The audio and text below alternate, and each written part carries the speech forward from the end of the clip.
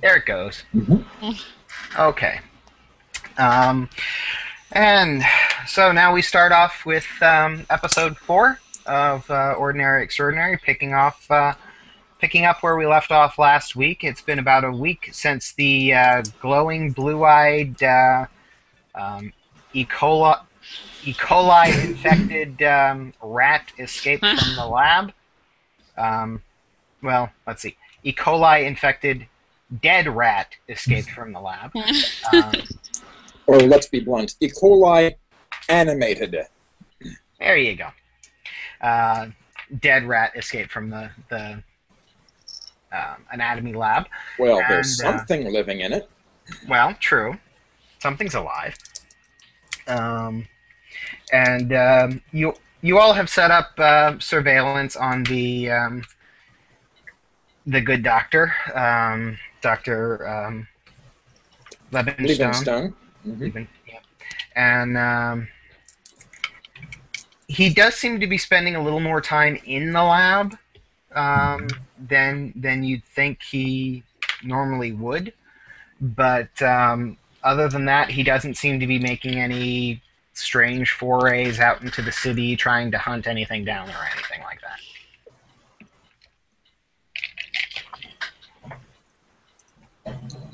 that. Does he have any assistants?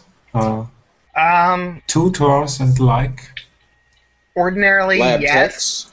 Ordinarily, yes, but he seems to be handling all of this research on his own. Mm-hmm. That's what I was afraid of. Yes. Okay. So I'm stepping up my target practice on rat-sized targets when with Okay. my arrows. Okay. Now, Charles, you've actually discovered the tavern in town called the Drafty Kilt. They actually let pretty much anyone get up there and sing, and well, some of them really shouldn't. But you're actually quite the hit whenever you get up there. I mean, in the week that's passed. Yes, Mhm. during the week that's passed, you happen to have found the tavern. All right.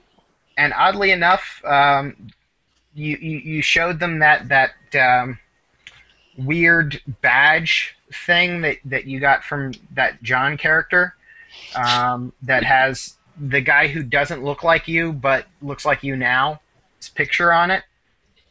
And they willingly accept that for all of your drinks. You just show them it, and they have no problem filling your orders. Okay. You haven't had to give them a single bit of gold. It's very, very strange.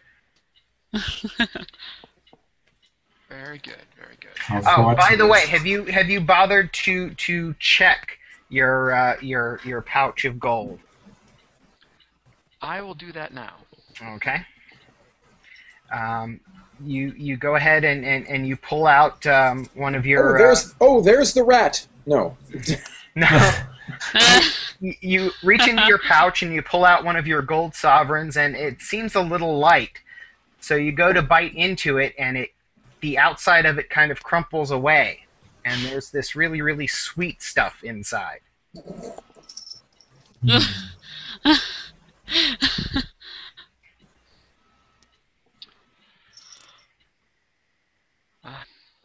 So I peel it open and I find chocolate.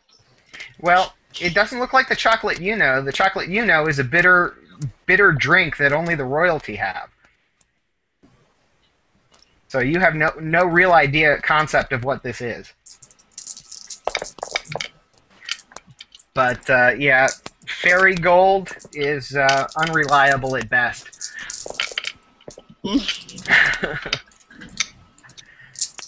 But your tab is well taken care of.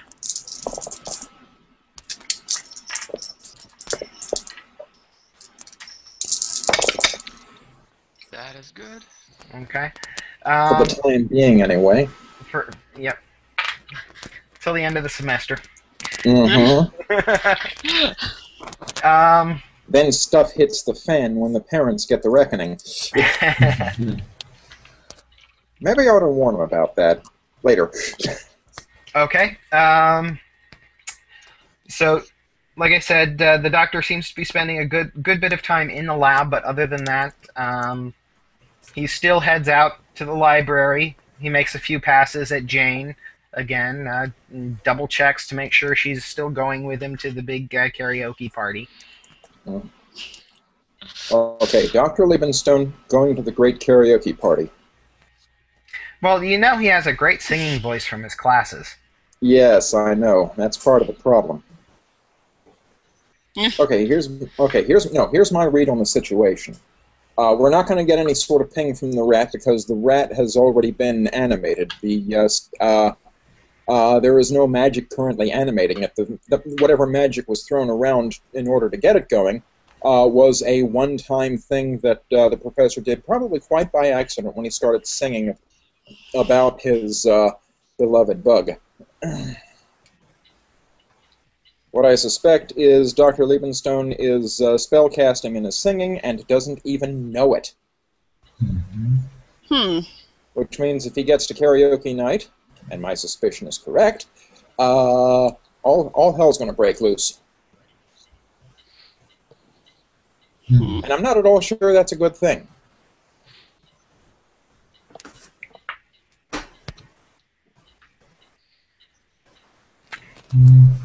It's an interesting and viable theory. One we should test. How can we test that? We could record him singing.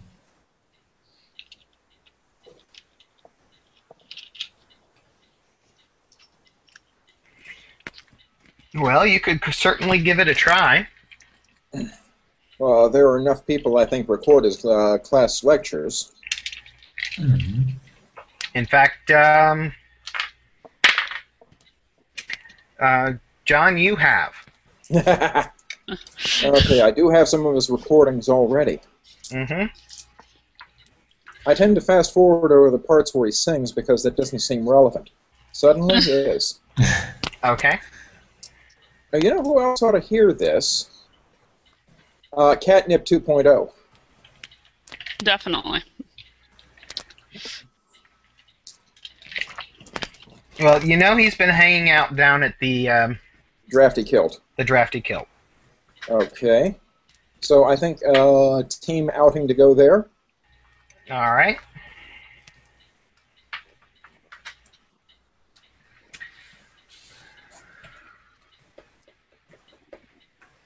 Some evening when he's out there. No problem. You head out that evening. All three of you head down.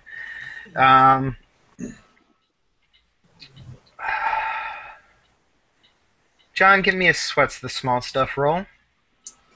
That's 2 dice, and that's an 8. Okay. Walking past the Daughters of the War Cemetery on your way downtown, your head hurts, but it's not quite as bad as it was the last time you were here to check everything out. Oh, great. Yes. Yeah. Did I mention that the cemetery is one of the hot spots I picked up? All of the cemeteries. All of the churches. The courthouse. The city dock, the train station, the bus station.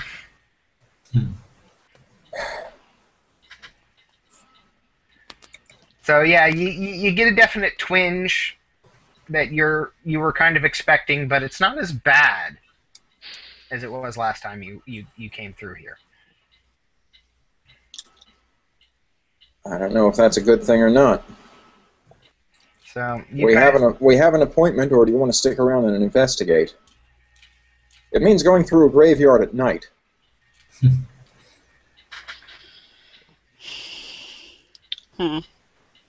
My concern is there's not a whole lot of actionable surfaces.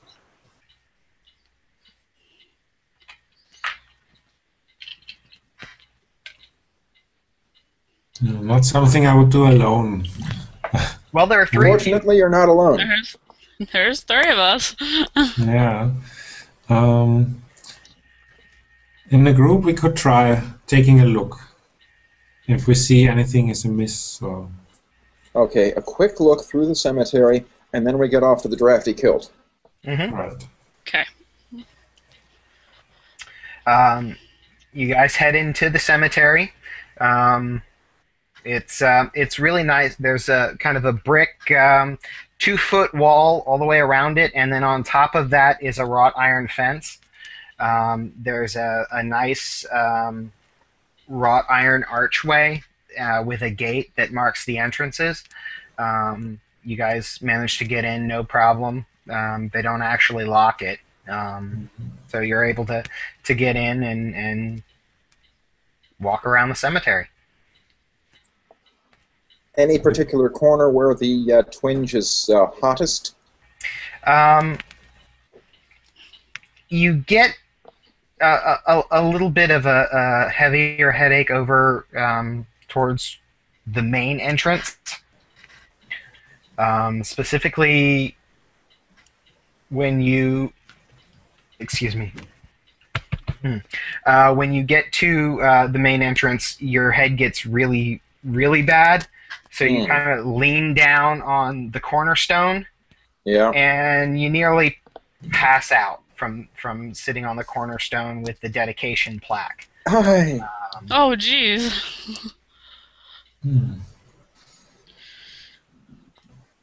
Okay. So, but as soon as you step off and get away from the dedication plaque, you're fine. okay. What's on the dedication plaque? What does it read? It's Daughters of the War Cemetery, dedicated to the fallen soldiers who fought for our nation's independence. And it looks like there are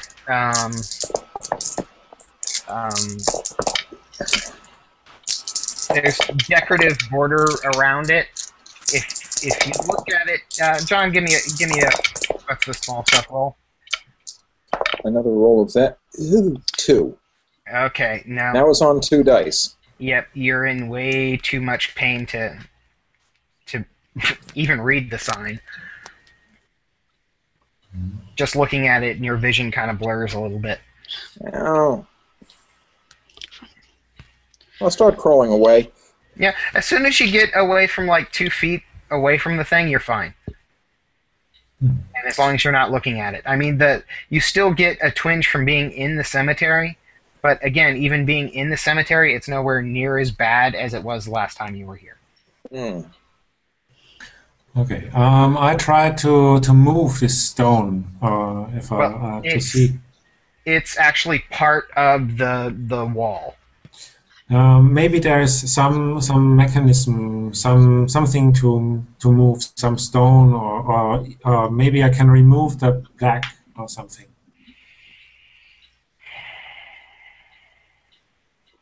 I'm not sure we have time to do that right now. Yeah, you don't see anything. It's metal plaque bolted to the stone. Okay.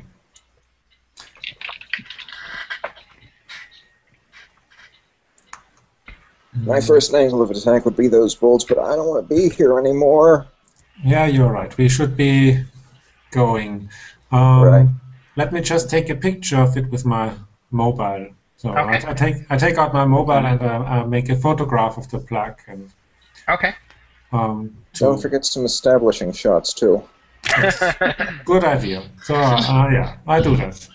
Take From 3 or Get back a 4 little angles. distance. Yeah, please. CSI Ravenhurst. Okay. Yeah, you get a few pictures, and you guys head out of the cemetery and back downtown. Okay. And as soon as you get on your way, you reduce down to a normal level. and you're pretty clear. Okay.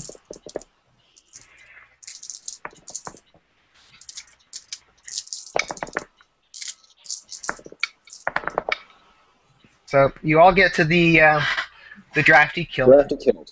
Yep, it's on the main drag River Road. It's a little to the north side of town. So you have to walk through a good bit of downtown to do it, but it's well lit. The main thoroughfares are well lit. There are still some people out. Some of the restaurants do a pretty brisk evening trade, especially with students. Mm-hmm. You get to the drafty kilt, and it's a nice stone building, slate roofs, nice solid wood beams for the all the joists, massive dark wood. The door itself is this huge wooden affair with one of those arched doors, and it's actually two doors that open up inside, and they actually do have a smaller door inset into the main one that people step in and out of.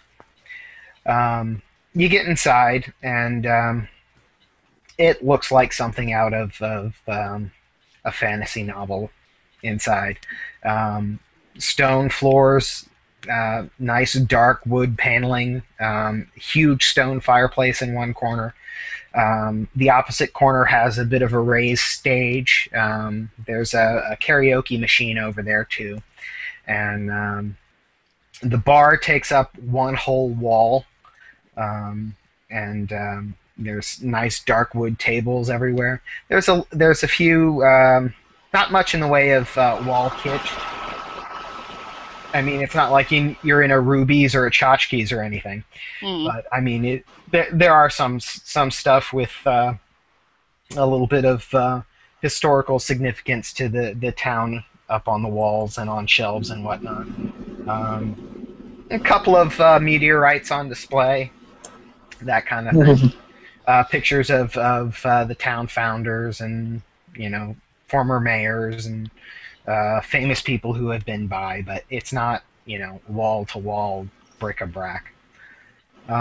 Over at the bar, you see Charles sitting there. He's got a tankard in front of him. How's he dressed?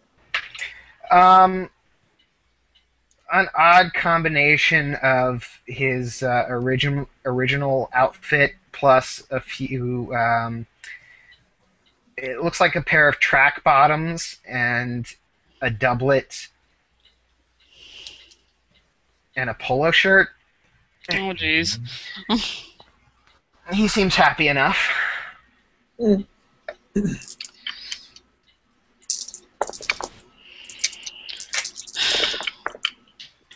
Okay.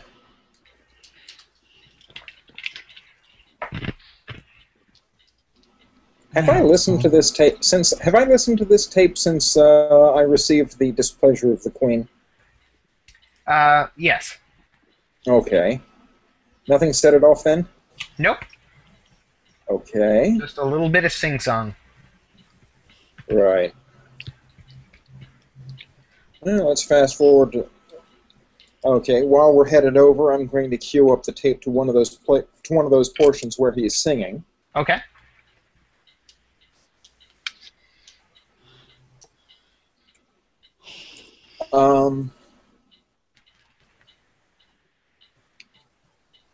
How does he like to be called? Charles or Catnip? He likes to be called Probably Charles. Charles. Okay. Yes. He probably doesn't get the catnip jokes.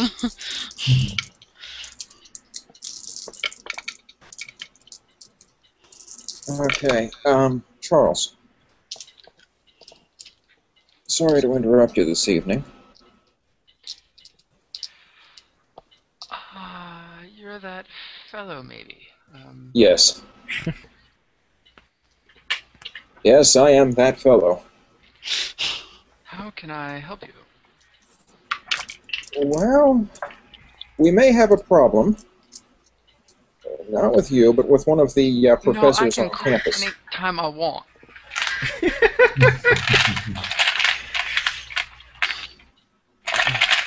No, your drinking is fine. It's the, like I said, there's a professor on campus who I think might be spellcasting without even knowing it. Or doing Doing what? something, doing something, how do I put that? Hinky.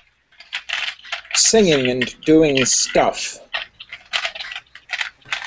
You've got something against singing? Well, if it animates rats, yes. If it brings the dead back to life, yes, we have a big problem with singing. I wouldn't say it brought the dead to life. I think, it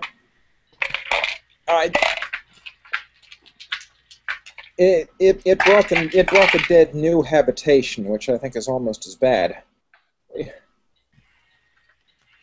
Habitation. Yeah. Now, okay. It's a sort of a modern world thing, but there are...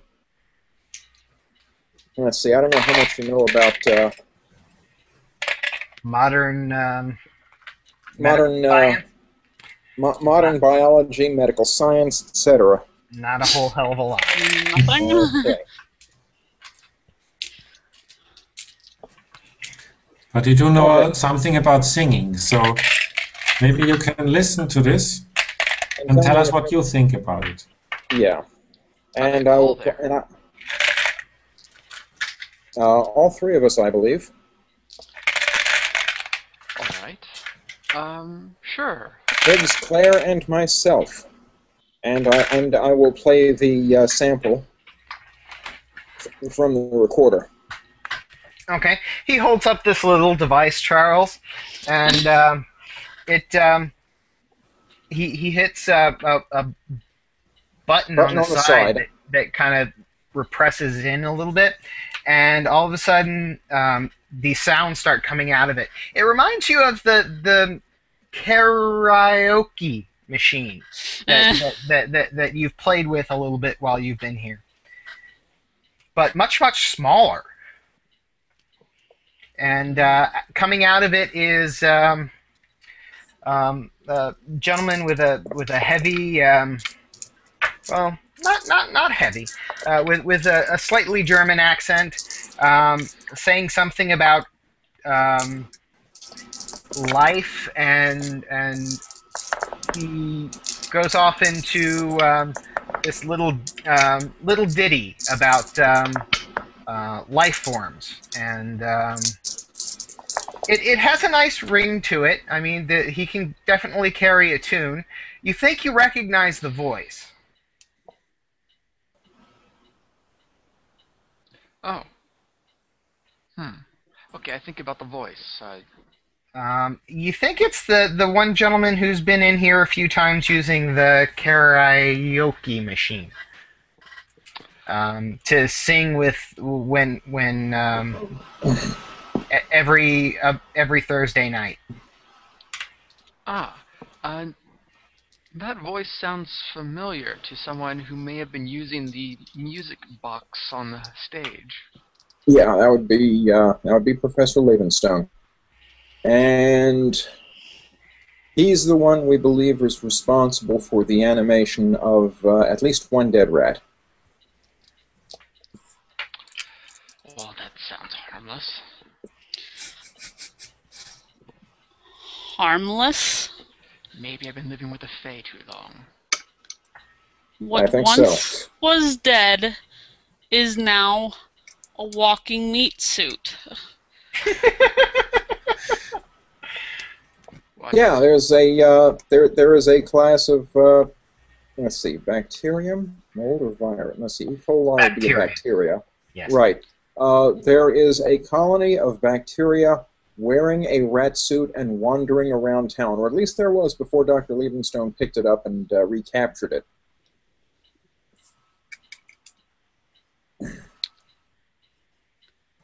Which I assume we're making an assumption there since we haven't actually seen the rat. Well, we haven't seen the rat. Well, The I professor have. is... okay, well, we haven't seen the rat lately. And the Okay. professor is keeping something to himself in the... Oops. Oops.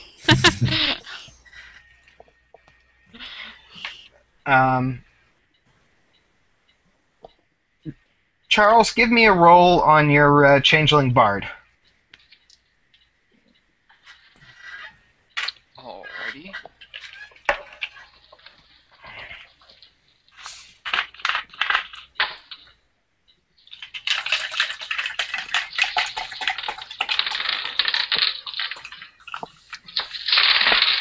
And that's 46. What? 46. Not bad. How many dice were you rolling? 4d6s. Okay. Yeah. Ah, okay. Okay, 46. I got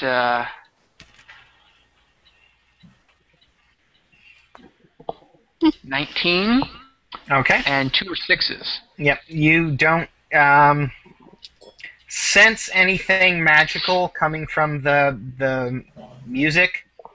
You didn't even sense anything magical when thinking back about it when the professor was here and singing into the music box.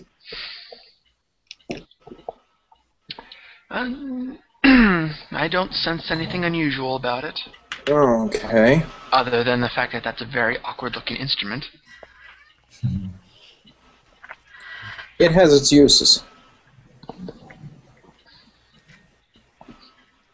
Huh.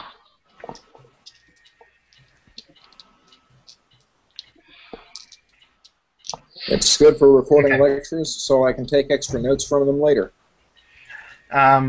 So, John, you were saying about the professor recapturing the rat? Yeah, I figure he recaptured the rat because he has not been really out looking for it. Ergo, he found it. Okay. Plus, he's keeping to himself on a project that has that he's not even trusting with other lab techs. A dead rat might qualify. True enough. But going to look couldn't hurt either. Guess not.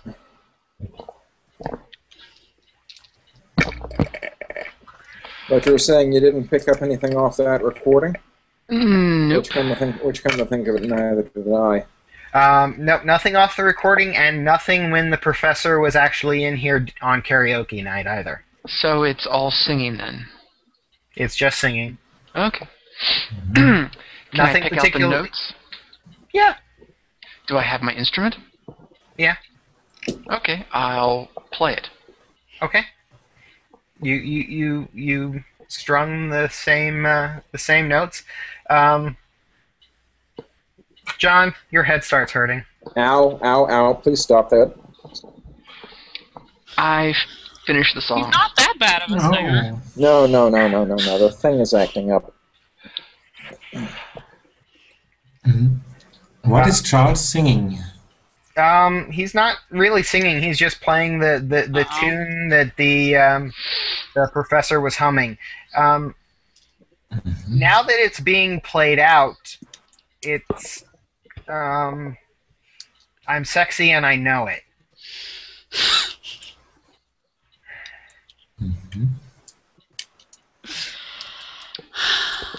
I keep playing that until to the end of it. Okay. Wait, do I know the whole song?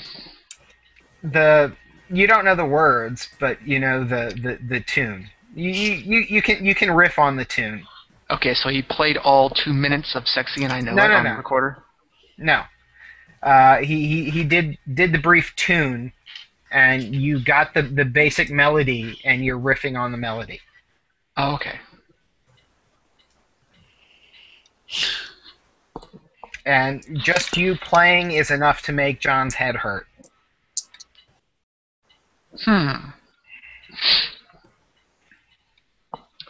Interesting. Do I notice his head hurting? Yeah, pretty much everyone does. Do I... Okay. I stop playing. Wow. Do I know I have that effect on people? It's not on people, it's just him. Oh. Where But you where said did you get that instrument, Charles? It was... It was actually yours before you went to live with the Fae. Yes, it was a gift from my father before I joined the king's court as his entertainer. Or maybe not the king, but maybe a landlord. Okay. Yep, no, landlord. So I don't see any system in here. I start strumming something different on my whatever it was I was playing. You start playing an old folk tune, and yeah, John, you need to go across. Okay. Yeah, you need to go sit on the other side of the tavern. Right. Once you're out of general earshot, you're okay. Okay. You find a nice place over by the fireplace to sit down. Okay. Not a music lover, perhaps. It's some gift he got.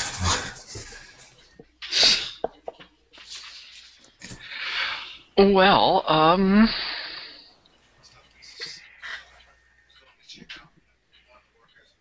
I don't know what to make of Sexy and I Know It, or whatever that song is.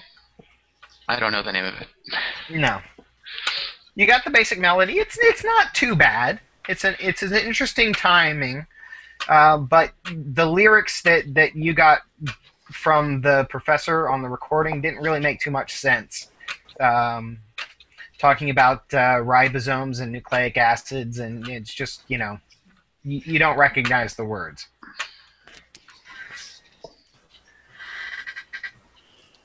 Huh.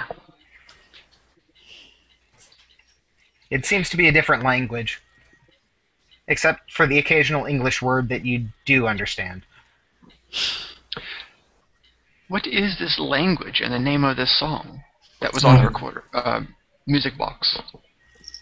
Yeah, it's a European language. None that I've heard of. Yeah, it's just scientific jargon, mostly. Yeah, Latin you should know.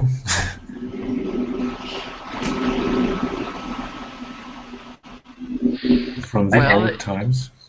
I suppose I can pick out the syllables of Latin. Well, a lot of it is jargon. You may be able to figure out the base word, but a lot of it still won't make sense. Because a lot of scientific terms were just named arbitrarily. But yeah, you don't really get anything from it. Okay. I guess I finished what I was eating or drinking and then prepare to get up. Okay. So Charles, tell me, how much time did you spend inside the university or the college in the last week? Did you attend any classes? I probably did not. Yeah, probably you should. Someone should probably tell me that I have classes I can go to. Yeah, Catnip will have had some classes. Maybe he even has some kind of records on it on paper in his room. We should sometime look at it and figure out what you should do in college. Are you telling me that now? Yes. Somehow I doubt Catnip cares about whether he fails a class or not. Well, I think he's a little occupied right now. Yeah, sooner or A later little you bit will busy. get in trouble at college if you don't do Yeah, something. Whatever. Well, yeah.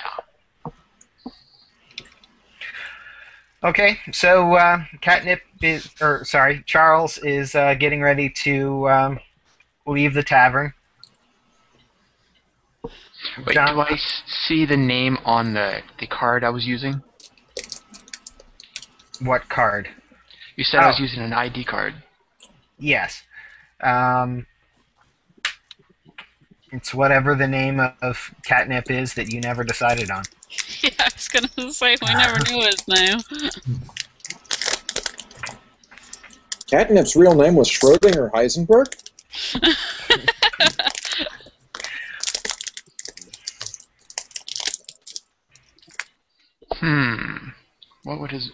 Whatever his real name is. He was your character, man. How about Billy? Okay.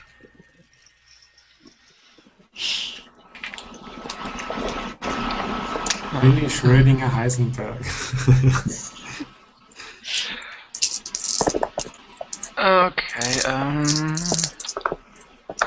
I look at the card and consider what the other person said, and I excuse myself to go back to the dorm room to look around and find out who it is I'm impersonating. Okay. Charles just walks right out, and John, as soon as he's out the door, you feel a lot better.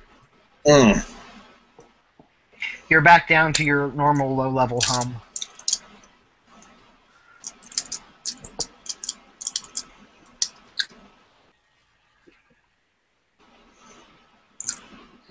Much more of this, and I'm going to need coffee.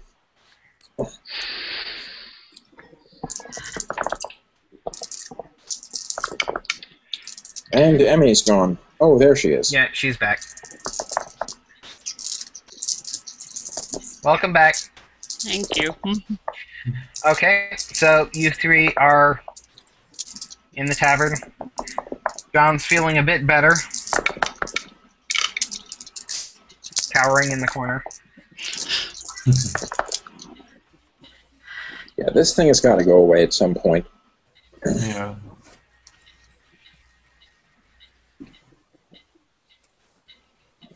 I guess the only way to get rid of it is finding the queen again and begging her to release you of this. You have to unoffend her. I'm not even sure that's possible. I'm not sure either. Okay.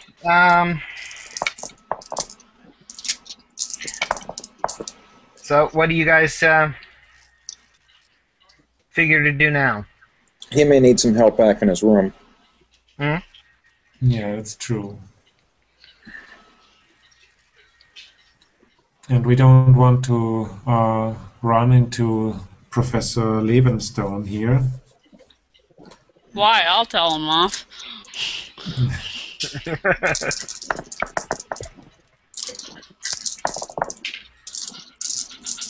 Okay. Part of the problem is I don't think we're supposed to know about the RAT. Right. No, rat.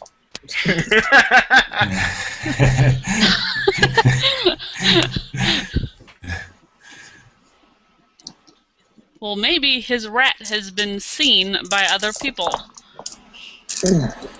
Maybe.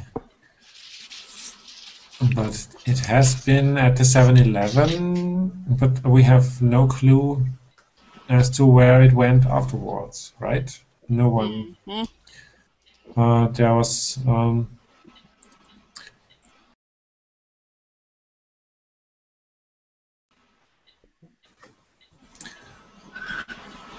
Okay.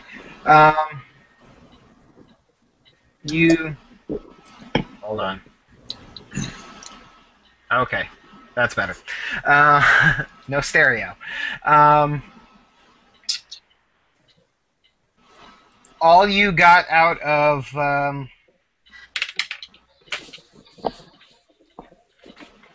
what the hell was his name? Stoner Boy. Catnip? No, the other one at the 7-Eleven. Oh, Rick. Rick was that he went back into the cooler to drop off, to have a smoke, and he got surprised by the rat, which appeared to have been trying to nest in some boxes back in a dark corner. Perfectly natural behavior for a rat.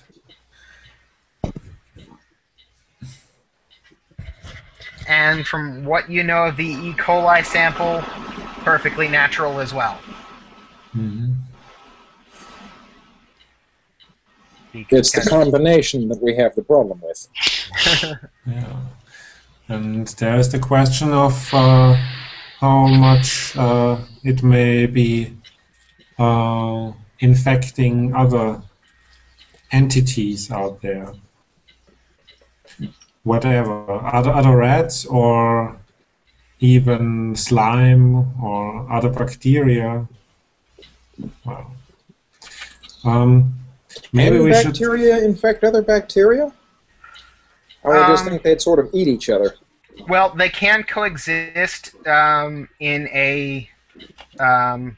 the same biofilm substrate as kind of like a group colony. Mm-hmm. Some of the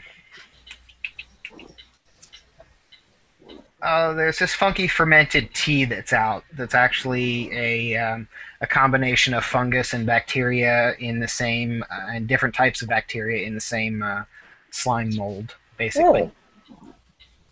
Yeah. Yeah. But yeah, different types of bacteria can colonize together and coexist. Yeah, I don't think we want the E. coli bringing friends.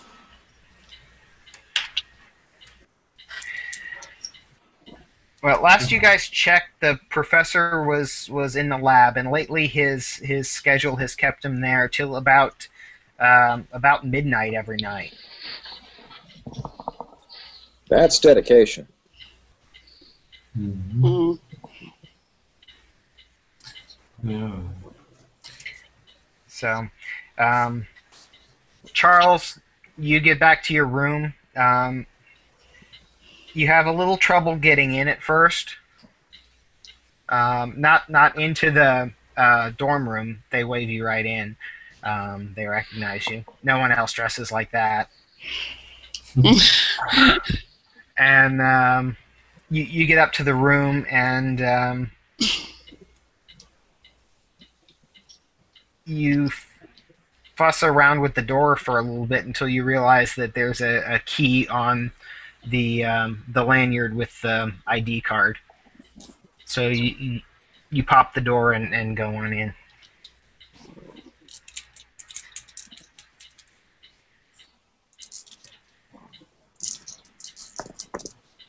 Teeny little key, too, compared to what you might be used to. Are you even listening? Mm-hmm. Okay. Okay, so there's a key on a hook.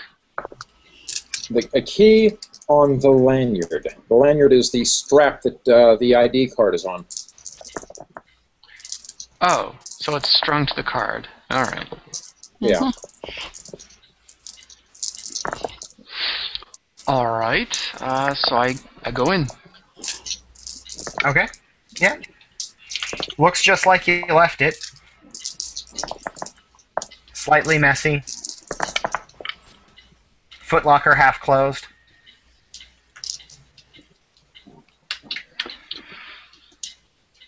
All right. I guess I'll tidy it up to make it look civilized while I'm looking around for something that's identifying. Okay.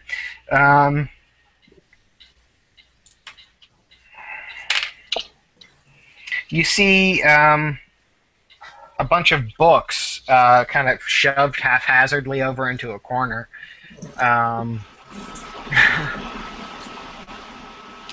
But you don't see any photos or small portraitures or anything like that around.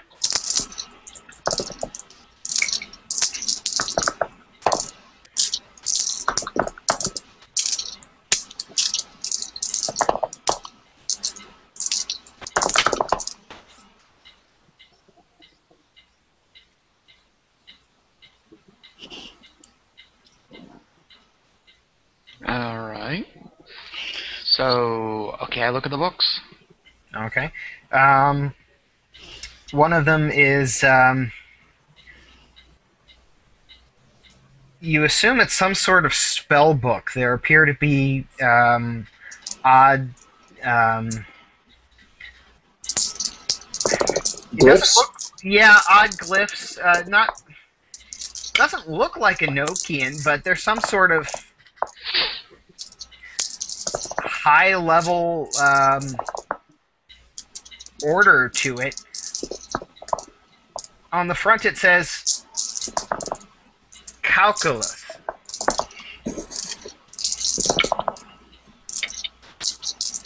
Calculus, did you say?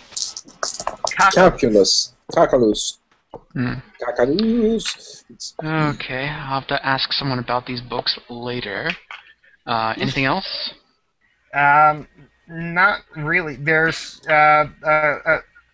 one book says something about literature. There may be some good stories in there for later. You don't see anything really identifying.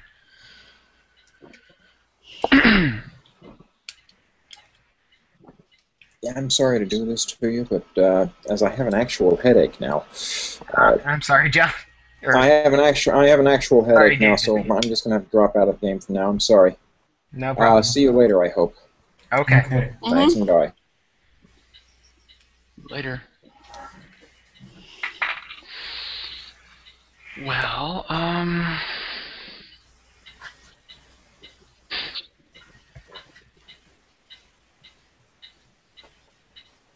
Mhm. Yeah, I think you will need help to figure this out. okay,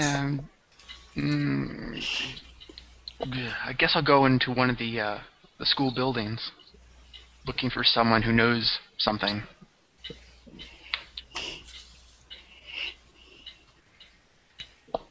I'm sorry, what was that? I said I'll walk into one of the buildings of the college, hoping to find someone who knows something about what I should be doing there, Okay. or who I'm impersonating. It's late at night. All the offices are closed. Oh.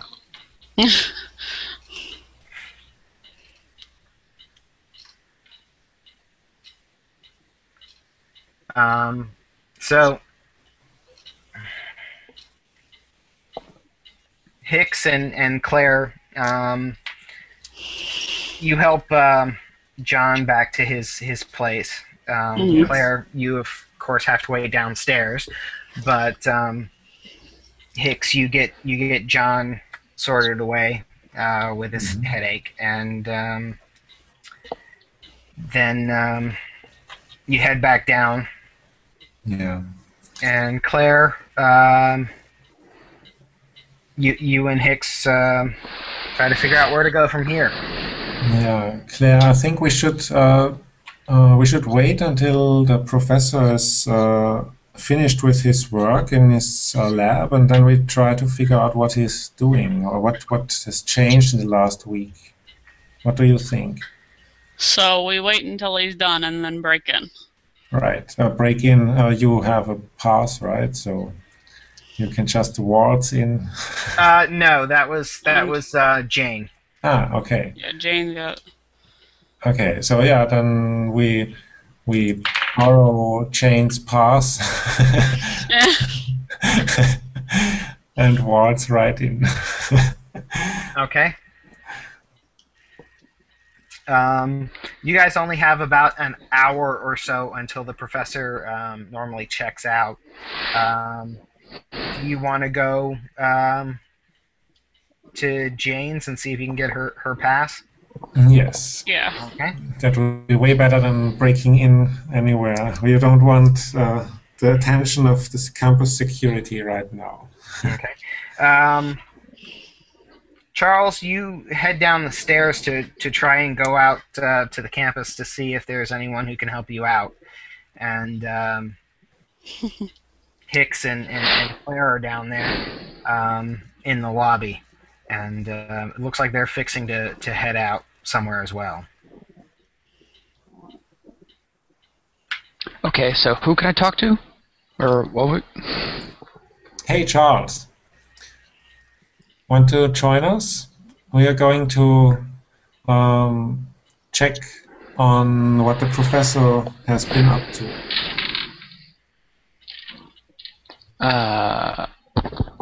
Okay. I'll go with them. Okay. All right, you all head over to Jane's apartment. She's actually not in, but her roommate Rowan answers the door, and she's well aware of everything that's been going on. Oh, she is? Yep. Jane left some notes out, and Rowan's a little snoopy. So she says no problem. She actually gets you Jane's pass card. Awesome. And Thanks says a lot. just have it back soon, because I don't want to let her know that I gave it to you guys. Of course. Yeah. We'll get it back, we promise. We don't need it for that long. Okay. So then you guys head back. By the time you get to the lab, you get there just in time to see the professor walk out the front of the science building. Okay. We make sure that he doesn't see us. And let him... Nope. Nope, he doesn't see any of you.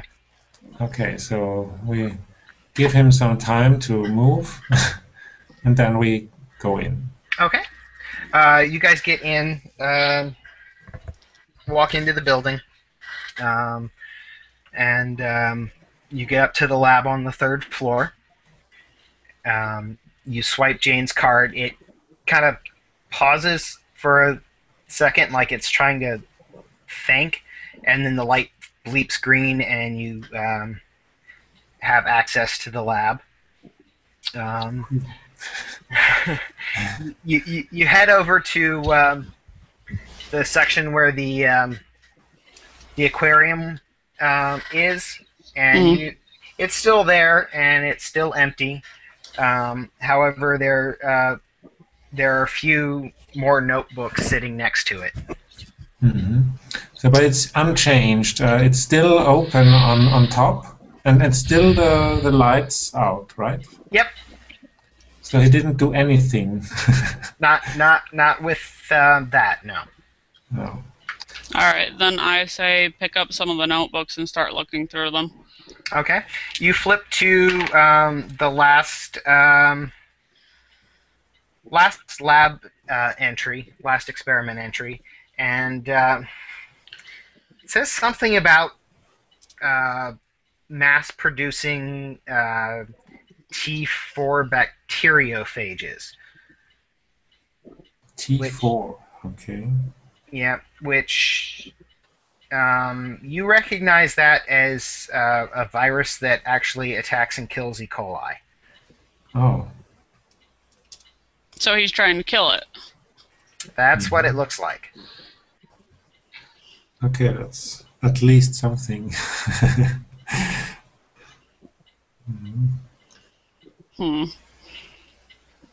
So is there anything that we can see about his experiments? Are there some petri dishes or something? There are he has a location number recorded in the logbook, and it's one of the upright refrigerators against the wall. You go there and look, and it's actually a glass front panel. You look in, and there's several large, not quite jars of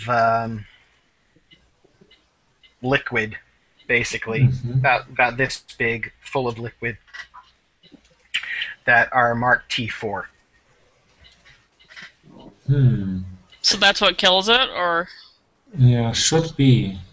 Or maybe kills it. Maybe I don't know if he has had any success yet. But looking at the quantities, he seems to be pretty sure that it's good. What do you think? Maybe would you be qualified to take a sample of it without infecting us or with anything? We could try. I can't promise anything. Well, Go ahead and give me a exchange student roll. Here. okay, yeah. That's 11. Okay. It has, from what you remember from class, has no effect on humans. Okay. So, yeah, okay, that makes suddenly I feel a lot better when I remember that. Yeah, we should do that. We should take some of it, so only a bit, so that he won't notice. So we have weapons on us should we encounter the rat. Okay. You guys look around, and you actually see under one of the cabinets is a set of lab cleaning supplies. You find an empty spray bottle. Perfect. All right. So, you are a cook, right? No. You can... She's a cook, not a crook. Yeah. I cook. Yeah. I don't steal things unless it gets me a better part. Yeah, great. So I'll leave you to take this out and fill some over here. So I'm sure you are better with handling liquids than I am. I'm not so used to act with these things. I'm more of a book person. You find a funnel and are able to fill up the bottle and seal it and clean everything up. Okay. Too bad we don't have a super soaker. Yeah, but we won't. We don't want to take safer with too a super much. soaker Yeah. filled with this. Yeah, but a spray effect is maybe if a couple of rats all at once attack us, we are better off with a spray can. Okay. There is a noticeable drop in the amount in the jar. Hmm. In fact, there's a bit of a line at the top where the level was. Oh.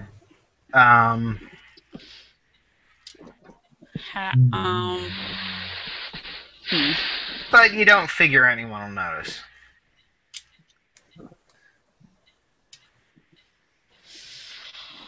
Oh, well, that's tempting fate, but as I said, if he comes into my face, I'll just bitch what. Okay.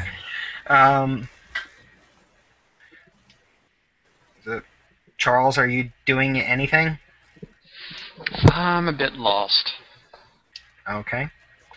Well, all three of you, you get the sample and, weapon, and you guys can go on and leave.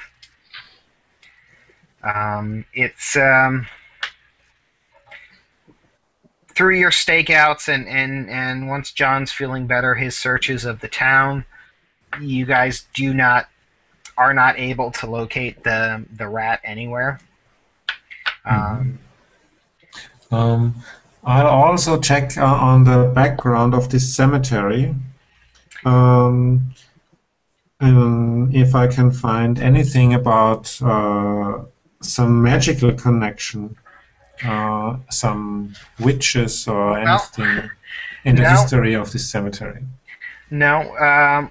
What you find is basically during after the Revolutionary War, the survivors basically got together. There were a few battles fought near here, and this is one of this particular cemetery, the Daughters of the War, is one of the was where they buried the soldiers who died fighting to free the country.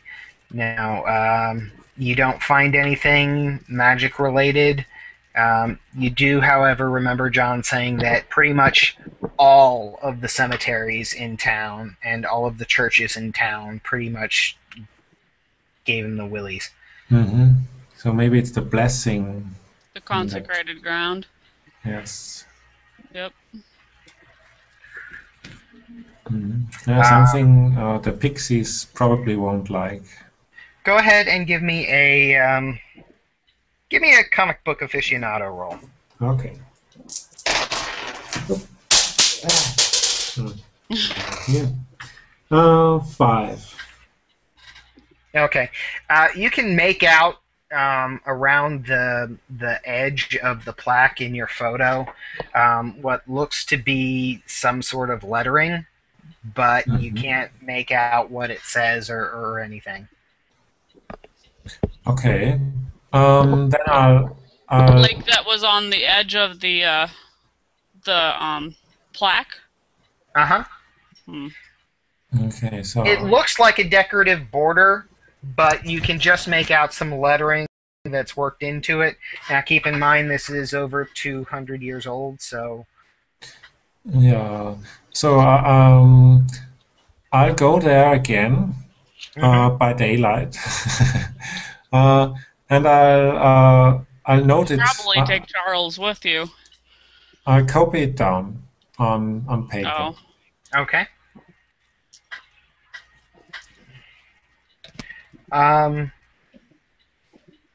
Go ahead and give me another roll. 8. Okay. You still can't make it out. You try doing a carbon rubbing of it.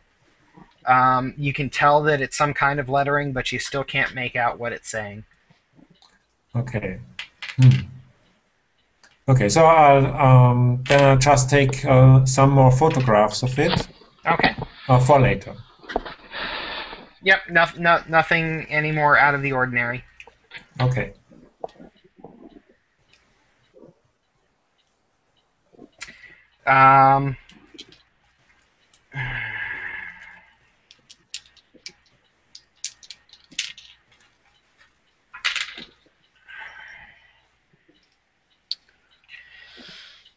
Okay. As you're leaving the cemetery, a little bit of a breeze comes up, and it's actually really calming. This is actually a really nice part of town. Very, very, very relaxing. Okay. I decide to sit on a bench or something and try to take the feel of the atmosphere here. Okay. There actually are a couple of benches in the cemetery, so you just sit down, and it's getting on towards late October, so there are leaves on the ground, and the trees are all a nice autumn color. There's the nice crisp scent of well, decay in the air from the leaves and just the smell of autumn. And it's Oh, I just was gonna say you said decay, and it's like that's no, not that sweet. um, and so it's just a really, really nice. It's just a beautiful day out. Mhm.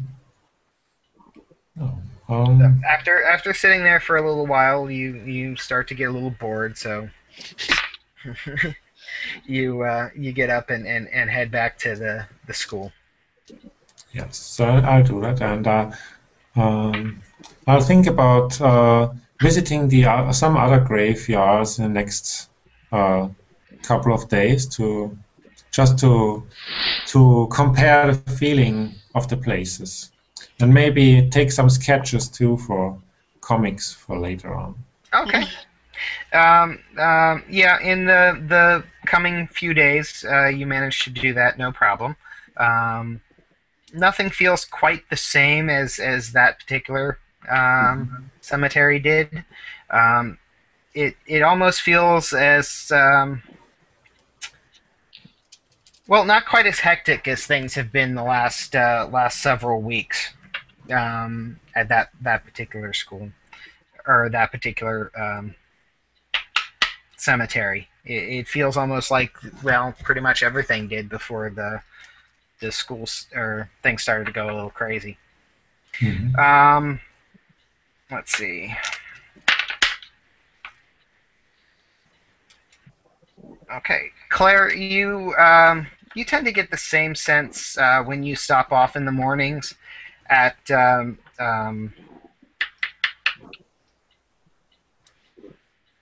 Murdoch's coffee house for your morning latte. Hmm. The same, like the calming and calming, almost unencumbered from the craziness of everything that's been happening. That's weird. And Charles, one morning you happen to stumble upon the coffee house as well, and you don't like the place. Oh, I stumbled into the coffee shop. Uh-huh. You And you I don't. really don't you don't like it. It just seems dead in this place. Ah, all right. And also empty. No, there are quite a few people. Oh, but just quiet. No, they're talking. Everyone seems to be enjoying themselves. You just don't like the feel of the place. It gives you the creeps. Do I have the ability to notice why? You can give me a bardic roll. Alrighty.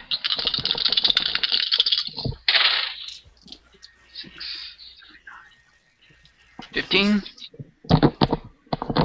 You don't feel your magic. Wow. Oh, so I knew I was magical. Or something. Well, obviously Yes. we got something. Well, I didn't know I knew. Yeah, you Yes. did live with the fairies, right? So you should have some. So Well, it you depends should on have. how he runs his game. I just didn't know yet. Yeah, you were tuned into magic, of course. Okay. So this should be a place without headaches for John. And it is. Uh-huh. And this is a different coffee bar? There's only one. Oh, This is Murdoch's. Before you were at the bar. oh, and this is coffee place. Yes, this is Murdoch's, the coffee house. The bar is the Drafty Kilt Tavern. Is it a privately owned place? Do I see the boss? You don't see him around. However, there are a few pictures of him up around the place with various current town notables and a few famous people posing in several portraits. Huh. Oh, Seems slightly eccentric gentleman. A weird fringed jacket and an odd hat with a wide brim. Sounds familiar. Maybe something a bard would wear. No, No? Oh. no, more like a sheriff. No. A brimmed hat and something frilly? A fringed leather coat Okay. and a cowboy hat. Ah, cowboy hat. Got it.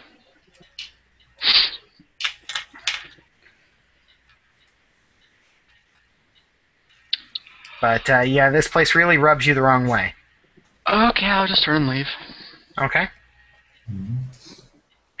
And I'll look for another school building Yeah.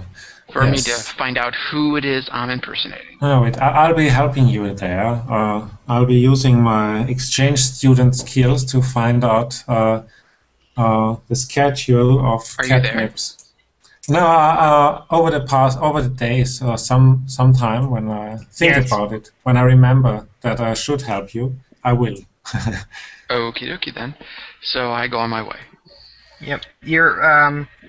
Hicks is able to get you a schedule, and he's able to take you around and show you what classes you're in, and Is that something he had done, or is doing, or will do, or? has done. Oh, okay. So I know who I'm impersonating. Well, basically, you know what the schedule he has, and what you should be doing to try and fit in. Whether or not you want to follow that is up to you. Okay. Do I understand what a school is? Yes. No. Okay, I'll follow his advice, and I still look for more information about who I'm impersonating. Okay. You manage to get into your schedule. Some of the classes, you're in a music theory class, which is immensely helpful on getting you up to date on current musical trends. Like Beethoven and stuff like that. Mm-hmm.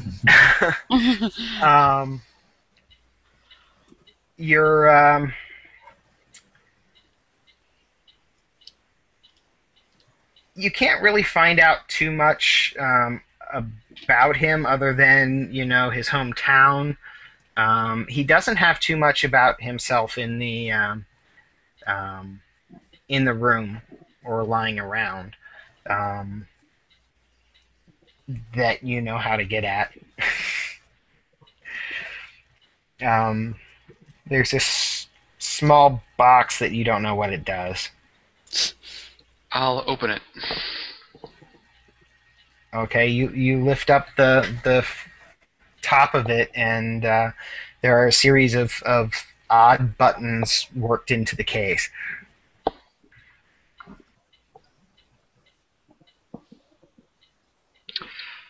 Uh-huh.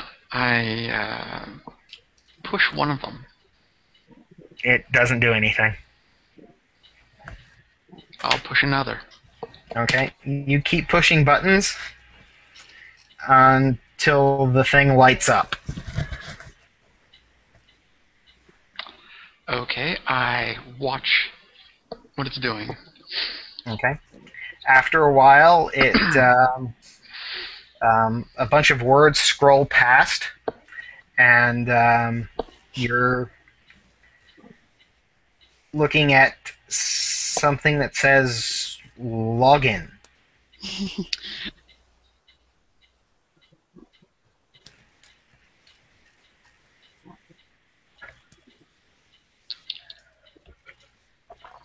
Do I know what that means? Not really, no.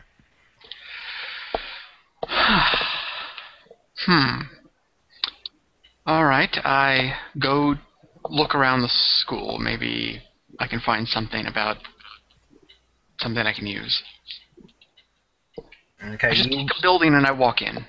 Okay. Because I don't know where I'm going. Okay, you walk into the. Let's see.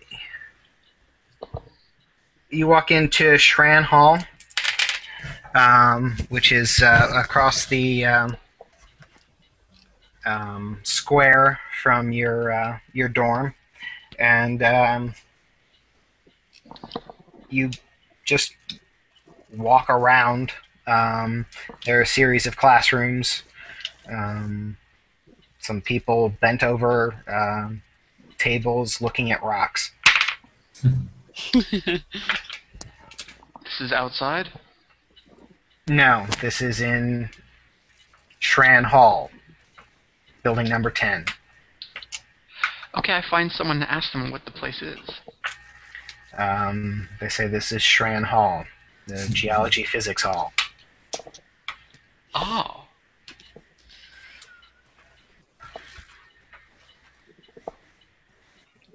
And at that moment, I think to look at the map and see if I can find it there and identify other buildings. Okay, yeah. You're able to read the map, no problem. And would I pick out a building that would be more helpful? You can head to the admin offices in Grant Hall. And I know what those are. Not Yeah, really. but But they caught my interest, so I'll go there. Yes. Okay. You get into the admin offices. It's basically big hallway with a series of windows opening on the hall with registrar's office, financial aid, student services. I'll go to student services. Okay. That sounds logical.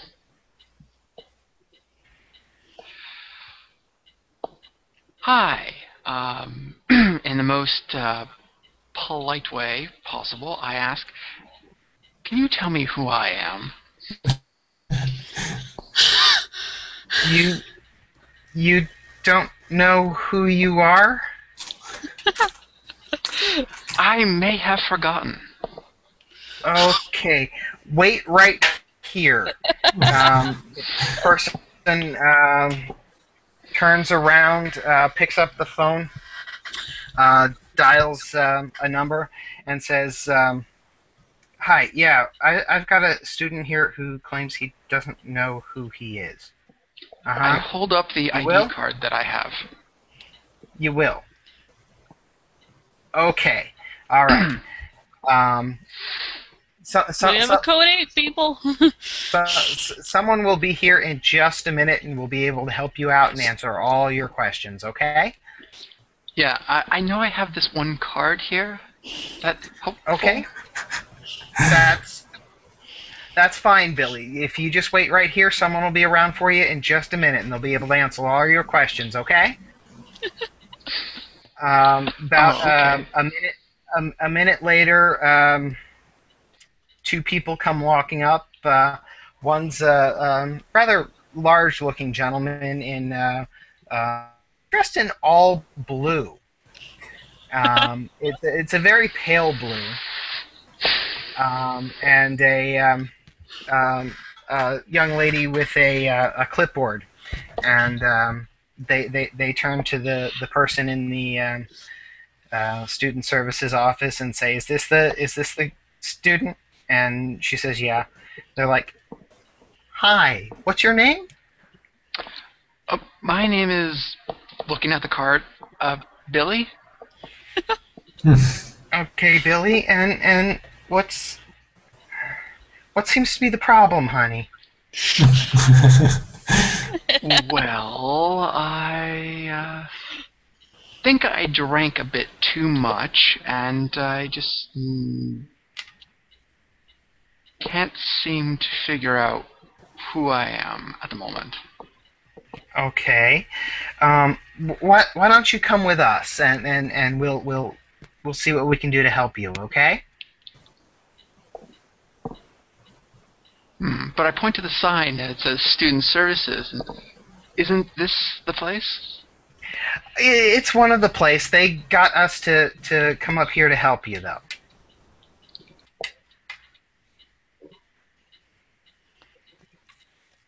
Hmm. It'll Can be I- okay. Can I sense a motive? Um.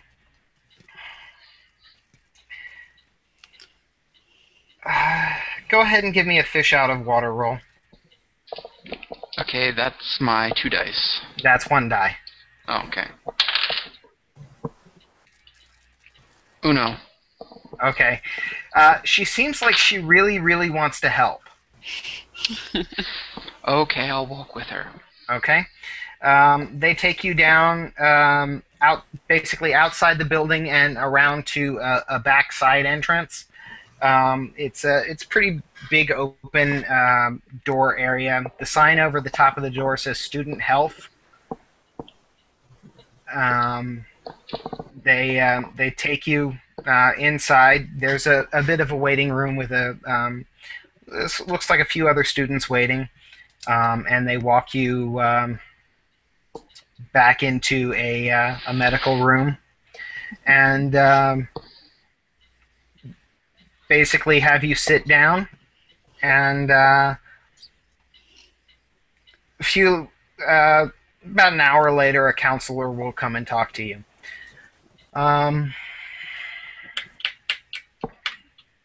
The counselor comes in, and you've been waiting about an hour, and not much to look at.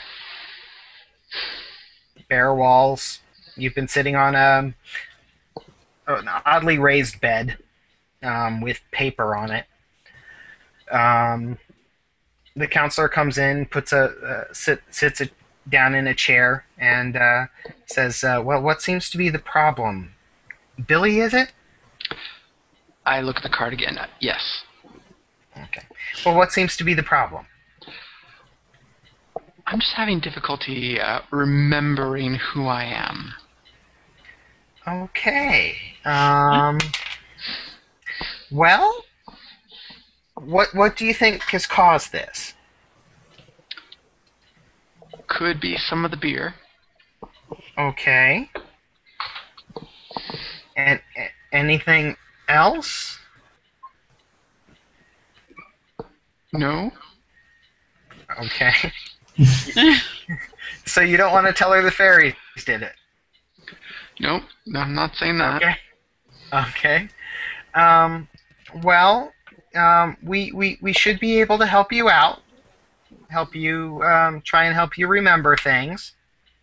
But you're going to have to stay with us for a few days.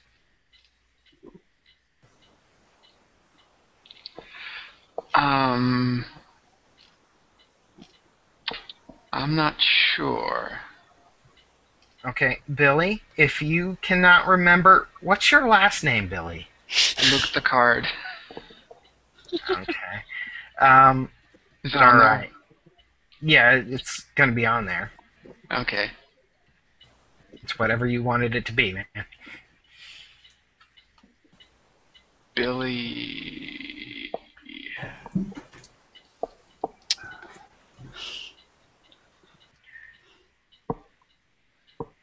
Schrödinger Heisenberg.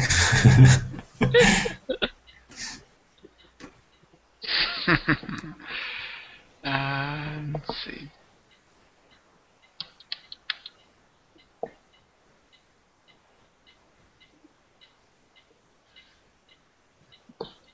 I don't know, something random. Okay. Okay, Billy, this seems to be taking you a really long time to try and remember. I'm afraid we're going to have to insist.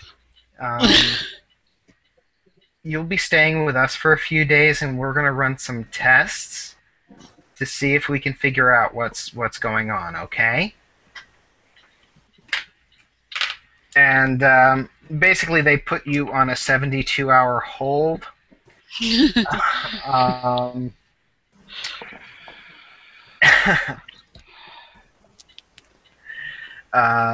for possible mental exhaustion and a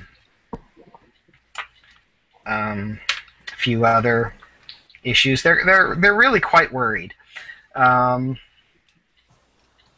So you get introduced to this really soft room. No. Where you can spend a few days. Meanwhile, yeah, well, I'd try and walk away from that. that's when the rather large gentleman in blue physically restrains you. Yeah. You're welcome to try to get out of his restraint. Indeed. Okay. Am I aware that I could use music at this time to charm him? Well, he's kind of got you in a sleeper hold around back. You can't get at your Does it have to be an instrument? You can try and sing if you'd like. All right. I'll do that. And do I know that I can charm someone like that? You're pretty sure you've done it in court, gotten yourself out of trouble a few times. In court. The fairy court? Yes. I charmed a fairy? Sing him down. Well, it must be damn good then. All right. 4, 8, 11. No. Has no effect on him. Really? Another music hater.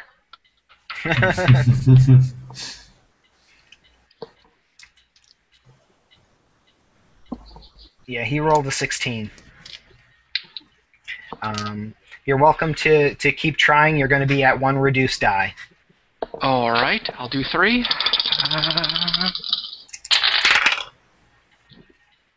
7. Nope. All right, I'll give up then. Still no effect. He kind of drags you into the nice padded room, and they close the door. Shit. Ouch. Meanwhile, Hicks and Claire, pretty much time passes. You're not. You've got the thing, but John doesn't turn up anything about the rat. Your investigations don't really turn up anything. Although,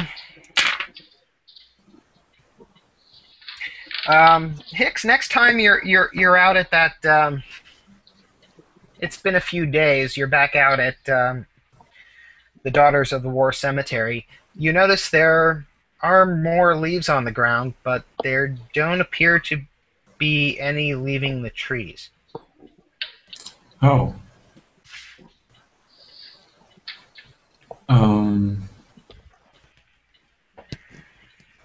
Okay. So like there's more leaves on the ground, but the trees are unchanged. Yep, that's what it looks like. And you only notice because you're sitting down, relaxing, and taking in all the scenery. You notice there appear to be more leaves on the ground, but they haven't dropped from the trees. Mm-hmm. And once you leave the cemetery and start looking around town, you notice that's pretty much the same everywhere. Uh-huh. Uh-huh.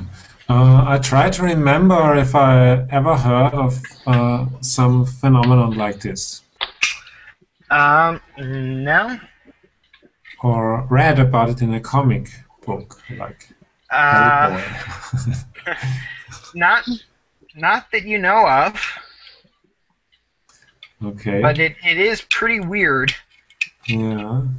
Okay. I share this information with Claire and Jane and John. Okay. You notice you haven't seen Charles in a few days.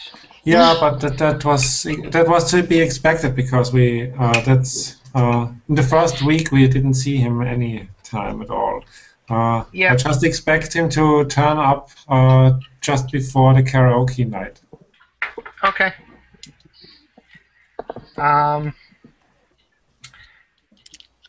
Karaoke night is actually going to be... Hold on a second. Let me check something.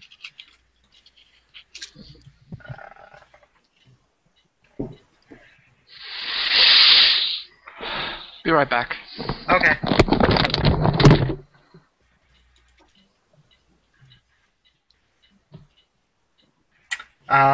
Karaoke night is actually going to be next Monday. Right now it's Thursday, October 27th. Okay. So as long as they release him, he will turn up right before. So yeah, he's under 72-hour hold, so they should release him. Well, actually, Monday morning, because they don't release anyone on Sunday. Yeah. So I hope he doesn't say anything stupid just before they release him. Well, they can only hold people like that for 72 hours, and then after that they have to have extreme reason in order to keep them there. So unless he starts ranting unless he starts ranting about fairies, they will probably let him out Monday morning. Okay. So, okay. Anything different in what the professor is doing? No. He seems to be pretty much just spending a lot of time in the lab, and then still hitting the bar. In fact, it's Thursday night, so he's going to be down at the bar for karaoke night tonight.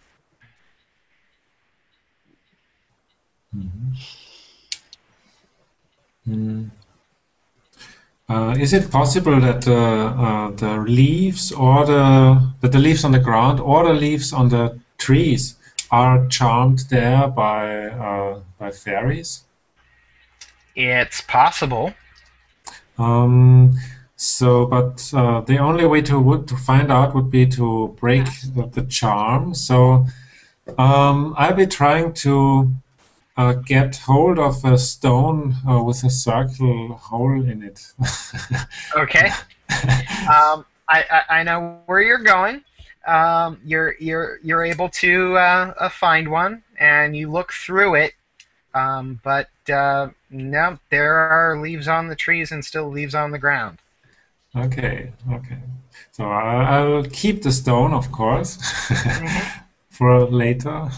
But otherwise I don't really know what to do now with this information. I just keep watching. Okay.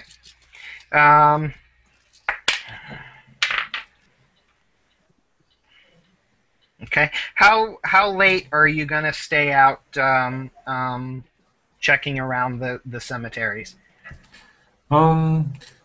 Until after sundown, of course, but not too long before, because I fear to encounter something unpleasant. Okay.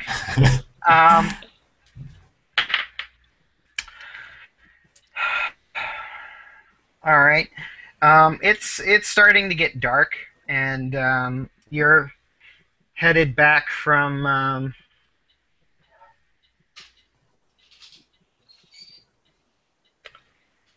actually the National Cemetery, which is right at the other end of Cooper Park from the Fairy Crater. Okay. And you're leaving from there, and it starts to get dusk, and you walk up and past basically the edge of the Daughters of the War Cemetery, and you hear a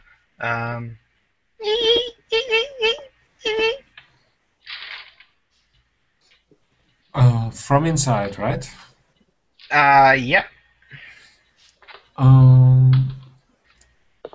Can I see over the wall? Well, the wall is only about 2 feet tall. The rest of it's a wrought iron fence. Okay, okay. So Yeah, you can see in. I'll try to figure out where it comes from. Go ahead and give me a comic book aficionado roll. Wow, 16.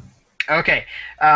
All your years of reading comics, you know exactly where to look, where something making a spooky noise from inside of a cemetery would be located, and that would be right on top of the largest marble cross.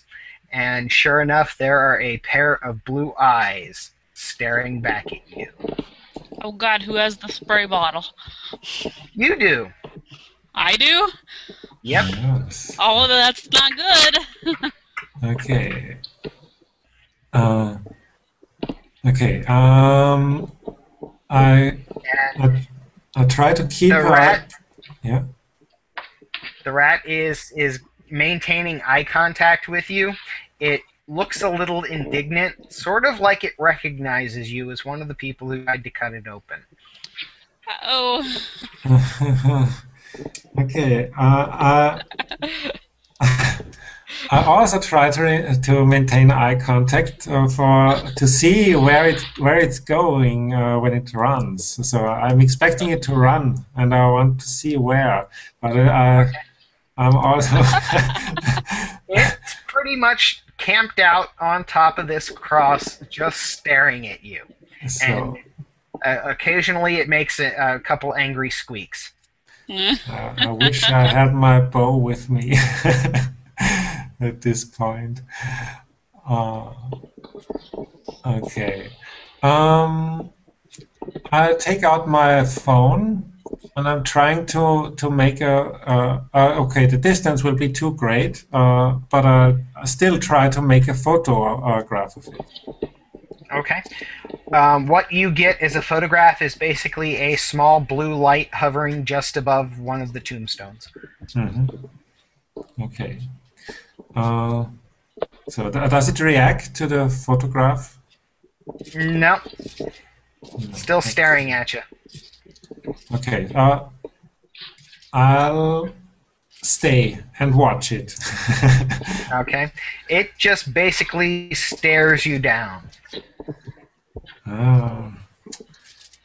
What am I to do? I'm a fool. I'm holding a telephone in my hand. So I'll break eye contact for just a moment to call the first number of one of the gang. Okay. It just happens to be Claire. So Let's see who comes first. Okay. And I call her and maintain eye contact should it still be there. Well, you look back up and it's not there anymore. Didn't I know it? Okay. I still tell Claire. So. Okay. When she Claire, your answers phone the ring. Yeah? Hi, it's me, Hicks.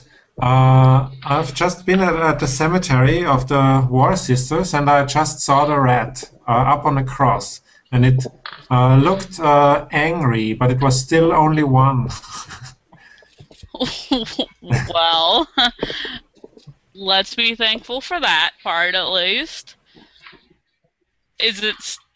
Do you see where it went? No, for just a second, I was looking at the phone, and then it was gone. Just like Batman.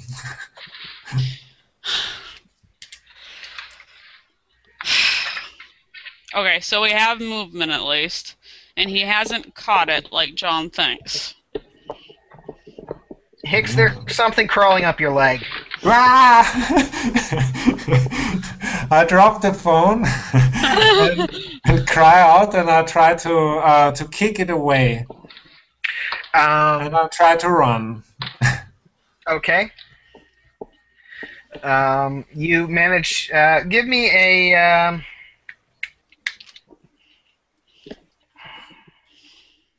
Give me an archer roll.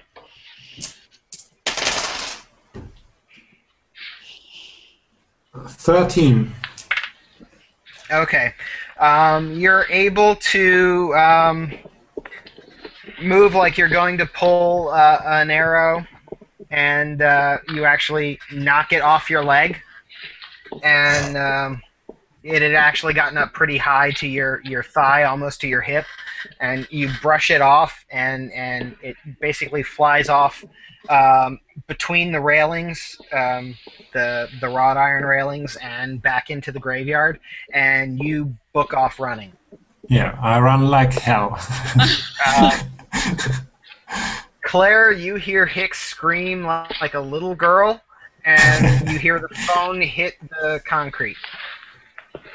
Okay, well, my first reaction is, if he was outside of the cemetery, then I want to start heading towards it with the spray bottle.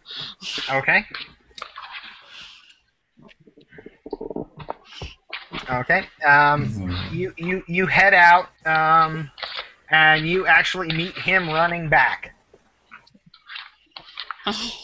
Okay, I try to grab him by the shoulders. Yeah, when I see her, I stop, and I take cover behind her.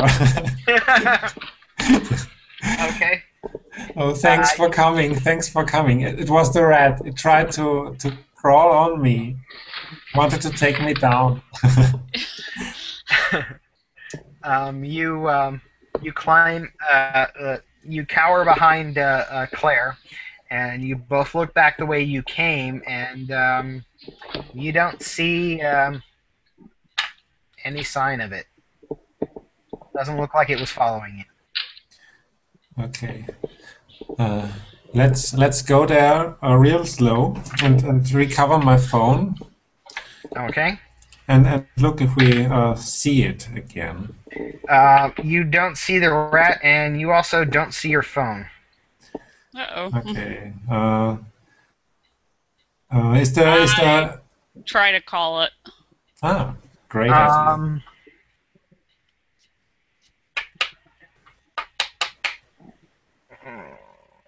You call it, and it goes, rings a few times and goes to voicemail. You guys we don't hear it at all? You don't hear anything. Okay. Other than crickets. Damn. Okay. I think you need a new phone. Yeah, looks like. Good thing it's an Android, and everything is in the cloud. Does it have GPS on it? Yep. I turned it off. We can track it. Yeah, Okay. we can try that. You can turn it on remotely. Yeah. Seems to be in the cemetery. Okay, cool. So that means it's not stolen, at least. Well, not by a human, at least. Yeah, or I can still believe in anything humanity, but I can... alive. So, yeah, we need to track it down very close to more or less a couple of meters. Okay. I get my arrows and my bow. Okay. It is still Thursday night, and it's getting a little late. You managed to track it down. It's actually seems to be coming from where that big marble cross was, the tombstone, and I don't know. It seems to be pretty much right where you're standing, but you don't see it. All right, it's underground. I dig it. No, but I don't dig it. Okay. Yeah. Digging up the cemetery probably would not be a Yeah. good, Yeah, not a No. good idea. especially not a historical revolutionary war cemetery Yeah. that is Armed one of with the a main bow. And that is still one of the got over main it. tourist attractions for the town. Yeah. Okay, okay. I need a new phone, but we know where the rat is. And Well, You we know think? where the rat was. we know where it was, and it also took my phone there, so I guess this is its home. So, um, well, we can. I can make a stakeout for the rat next night to Okay. try to shoot it off its cross. Okay. You don't. The next night rolls around, and you don't see any sign of the rat. In the meantime, Charles, you've had a series of nice people come in to talk to you. They pretty much question you over every little bit aspect of your life. In the meantime, someone from campus security has actually gone and searched your room, Ouch. and Hopefully there's nothing there. they found the secret compartment in the footlocker. Oh shit. So now they're testing you, Charles. They've drawn some blood and are testing you for mushrooms. Good thing it's not catnip. Yeah. Okay. Other than that initial flurry, once they check your room, they've had some campus security people come down to try and talk to you. They were rather rude, yelling at you for things that you didn't do. Yelling at me due to something regarding mushrooms? Yes. Ah. Right. Very rude.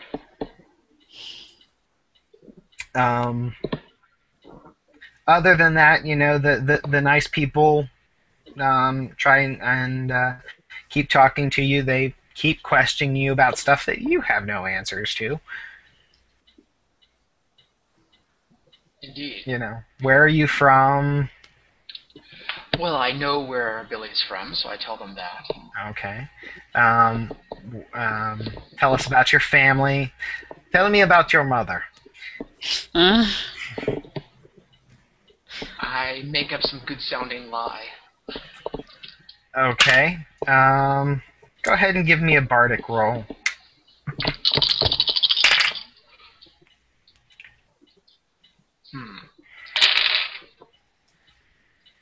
You're still at -1. Oh, fudge.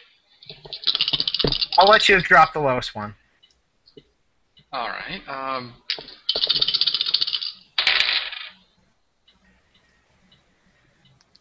10.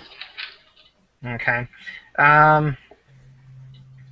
You spin your tail, but the person just goes, I see, very interesting, and they take notes in their pad, and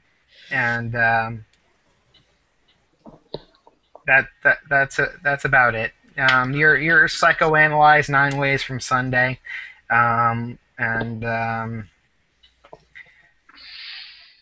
eventually someone shows up with a couple of pills and a small thing of water. And they say, "Here, take these." What is that? I say. It'll help you get your memory back.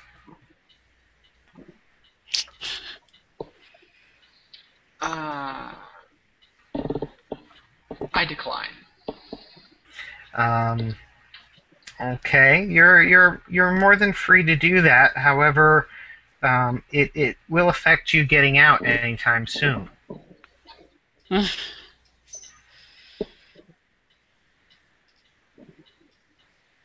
to kill me. What was that?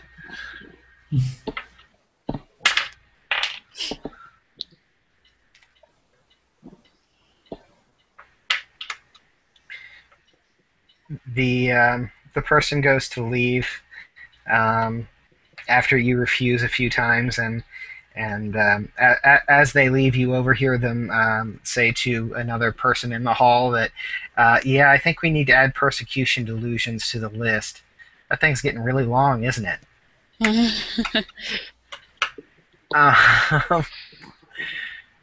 So, yeah, okay.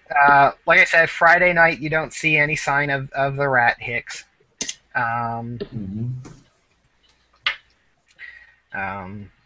I have my instrument with me? No, you do not. It was confiscated. God damn it. You're pretty much just in sweatpants and a polo shirt. They took your doublet and the lacing that went along with it. Motherfuckers. Yeah. Start singing something to try and create a general charm. Okay, what are you going for?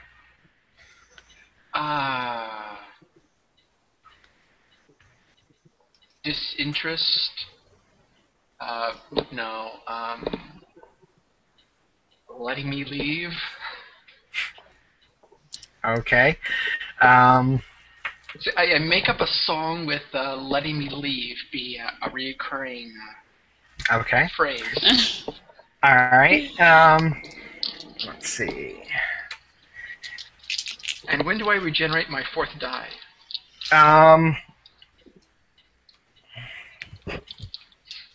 You can go ahead and give a roll on all four for me. Okay. 10, 17.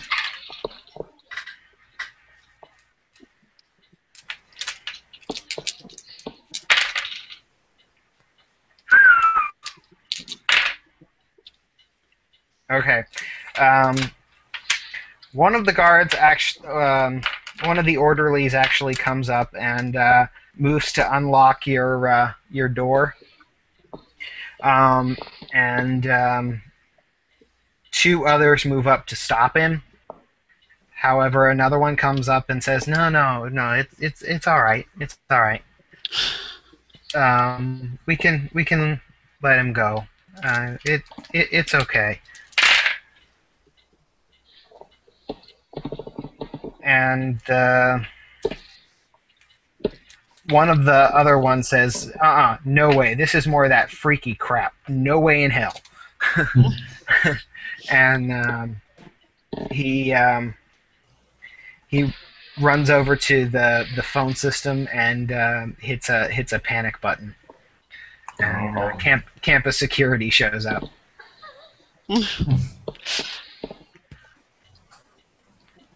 The explanation is going to be interesting.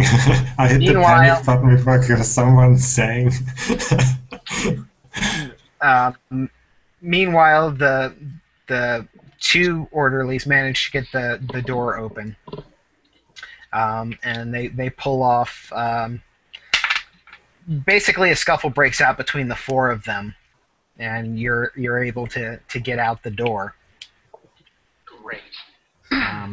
However, you have to keep singing. Of course. So I need to make another roll at some point?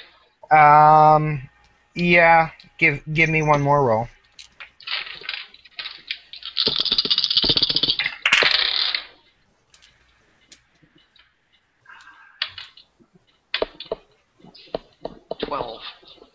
Okay. Those four are occupied with each other. However, the one standing over by the panic button pulls out something. You're not sure what it is. It's rather small to be any sort of firearm that you're familiar with. And he levels it in your direction. And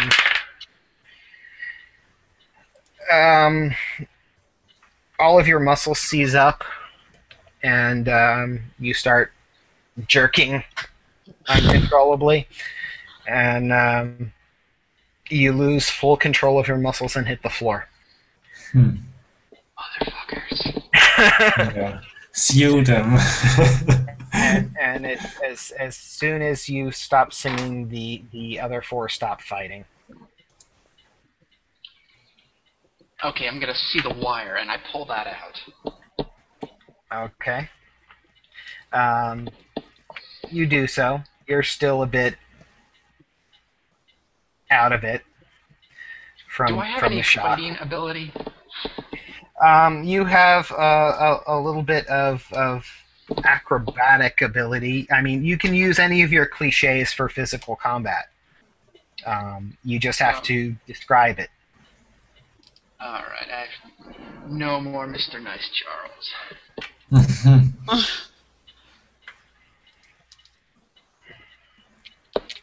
I have no acrobatics. I have Jester and Changeling, Sleight of Stage Magic.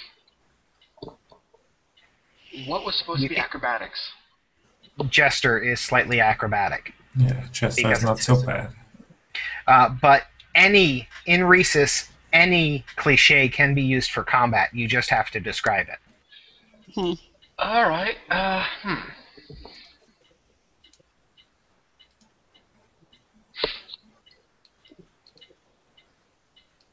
I'm gonna stick with my strongest stat, and I start singing to the one who who tased me, and trying to charm her with the song, "I'm sorry, I want to die, I'm gonna go kill myself." Okay. You're focused on that one orderly, and I'm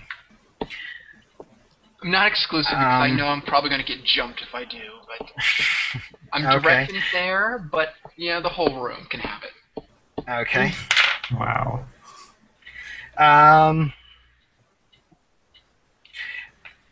The one who tastes you kind of stops up short, and let's see. It's kind of like, ooh.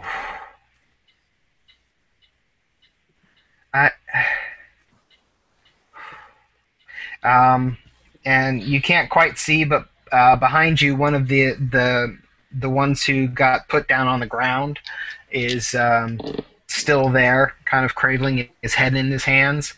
The other three have come to their senses and are converging on you. The one who you are directed at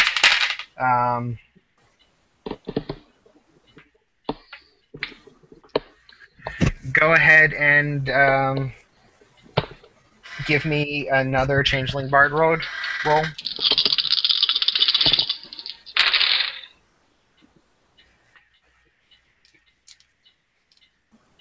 18.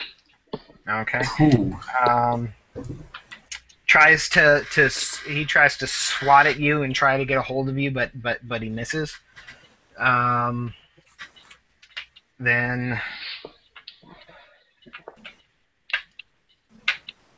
that'll be easier to do it that way. One of the others behind you comes up, and go ahead and give me another roll. Is this still for a bard? Yes. Okay. Unless you want to change at any time. Nope. 8, 9, 10, 14. Okay, this one manages to put a hand on your shoulder, and he kind of squeezes really hard. He's like, "Hey, knock it off!" Then the second one comes up. Go ahead and give me another roll. At 3 dice. Oh. With 3 dice. You lost that one.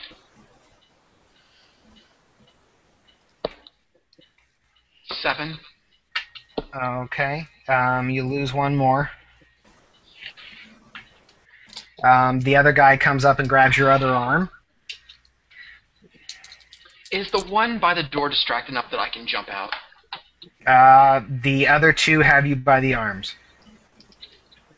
Okay, I'm going to use Jester to break free and dash out the door. Okay.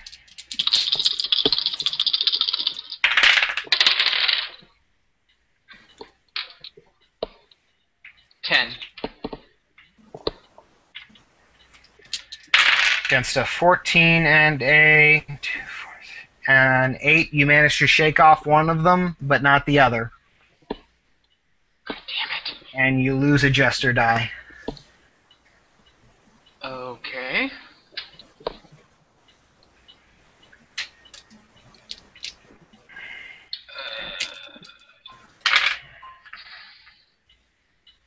I do another Jester roll to get out of that last guy. Okay. You're only on 1 die now. Oh, 1 die? Yep.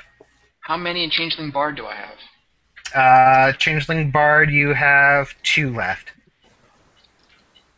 Alright, I'll use that. Okay. Go ahead and roll. I sing a carefully worded song to charm them all into going into the room in the back where the pads are and leaving me alone. Okay. 6. 10.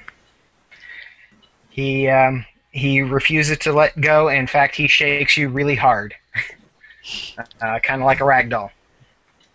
And you're down to 1 die on that. Okay, I use my last Jester to very comically and painfully kick him in the nads. Okay. Go ahead and roll. 1. God damn it. Ouch. He rolls a 12 and basically blocks you aside and cold cocks you in the back of the head, and you go down. Am I unconscious yet? Yes. Fuckers. You lost that die completely and are out. Fine. Or you lost that cliche completely, therefore lost combat, and he chose to knock you unconscious rather than kill you. Oh, but I'm gonna get revenge. And so he and the others pull you. Sorry. He and the others pull you back into the room, and they get some equipment from.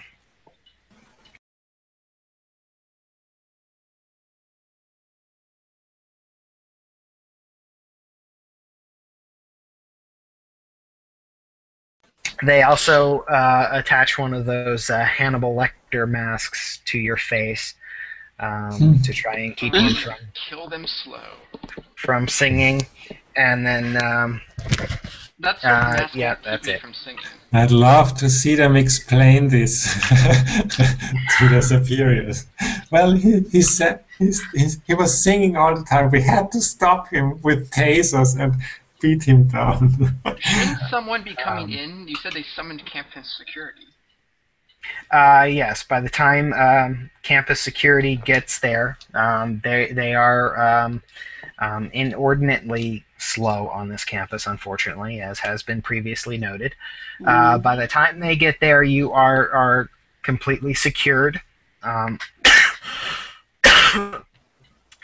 they say, sorry, false alarm. We may have to get this one transferred off campus.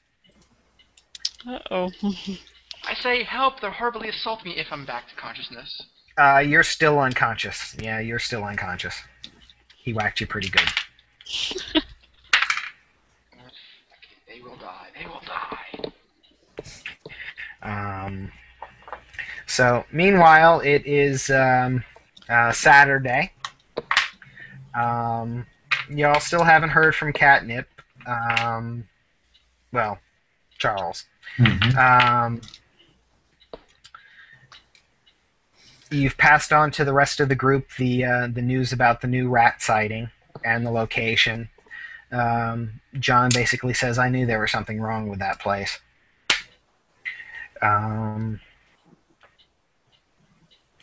But he's kind of holed up in his room,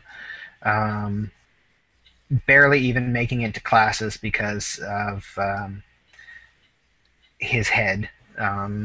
Sometimes it's fine, other times he just is miserable.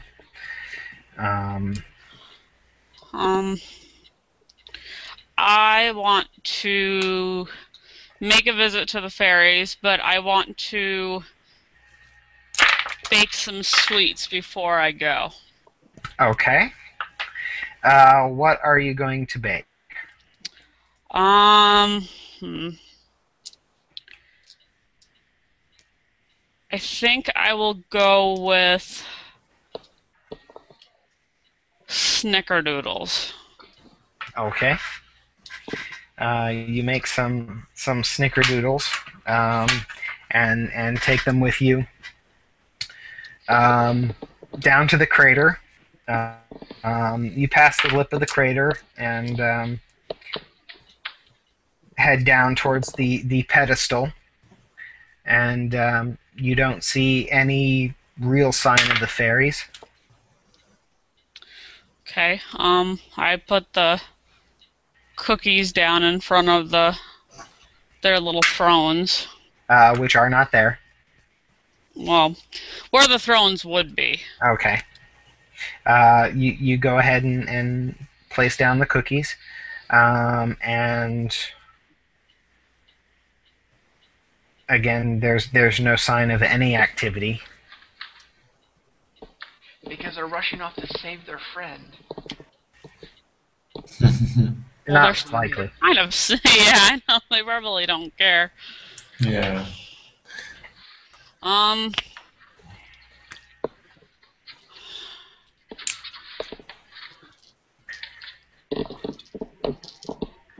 I call out to them. Okay. I assume they don't answer. Well, it depends. What are you going to call out?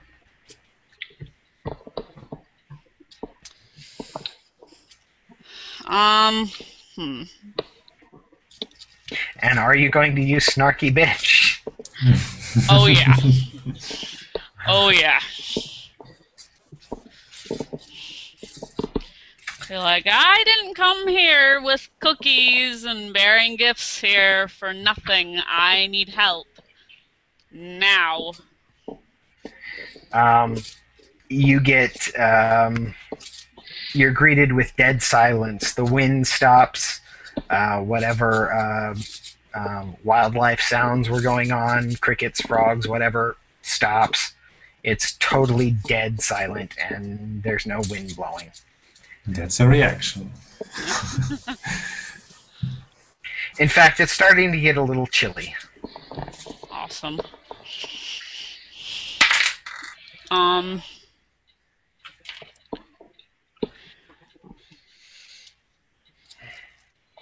This veil has opened. We understand that you're here. That's great. Don't really care. Great dance parties. I might join you one day.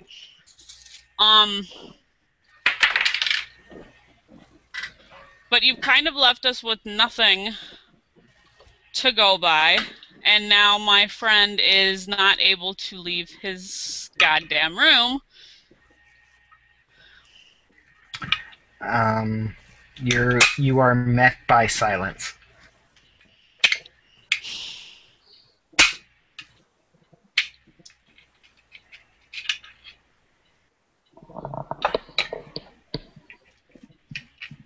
Unfortunately, generally, in dealing with fairies, one must have a little bit of tact, and unfortunately, Claire does not.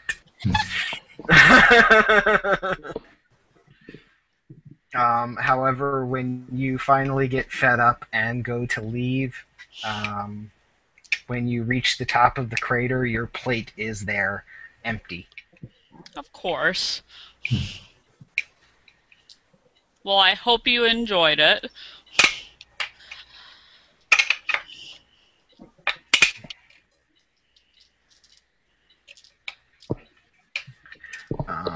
It occurs to you that someone with a history of dealing with the fairies may be able to help. Charles? Possibly. If you can find him. That's not good. How am I supposed to find a guy that we haven't Wanders seen off. for days and wanders off?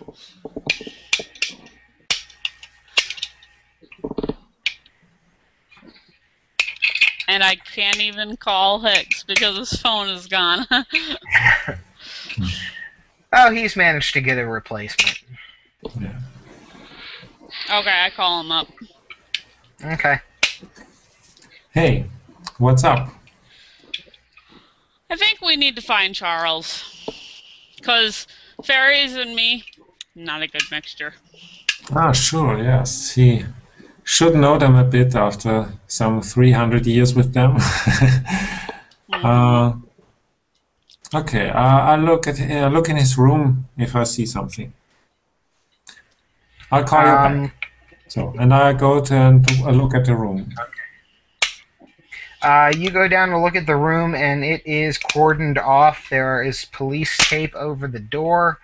Shit. Active crime scene, do not cross. Okay, I go down to the desk of the dorm and ask what's going on with Charles' room. With You know that Catnip's guy? room. You know that guy? He's on the same floor as I. Dude, apparently he was like dealing drugs. Oh boy. Yeah, he's under psychiatric evaluation down at Student Health right now. The cops were in here earlier talking all about it. Wow. Dealing drugs in here? No. Don't think so. Apparently, they said they found a huge stash. Wow. Unbelievable. He seemed such a nice guy. I don't know, man. Who can tell nowadays? With all the weird shit that's been going on lately. I'm sure there's nothing to it. Well, thanks for telling me. No problem. Hope everything is cleared up. Okay. Then I call you back, Claire, and I tell you. Charles got himself caught by the psych cops. No, by the campus security, and he's in this psychiatric ward. And they say he was dealing in drugs. They found Catnip's stash. Great. We need to get him out of there somehow.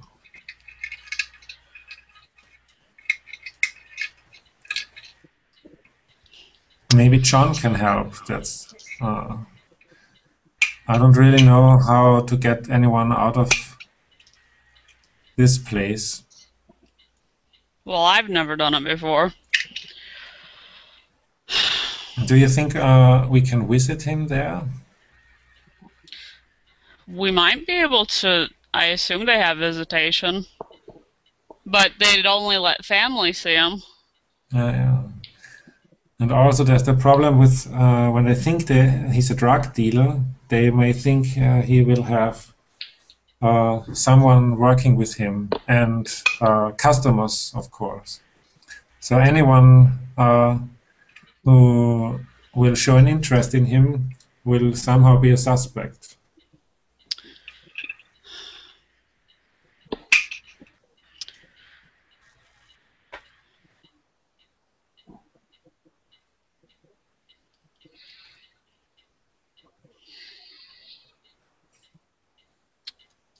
So the only way to get him out is probably through some mode of deception. Mm-hmm.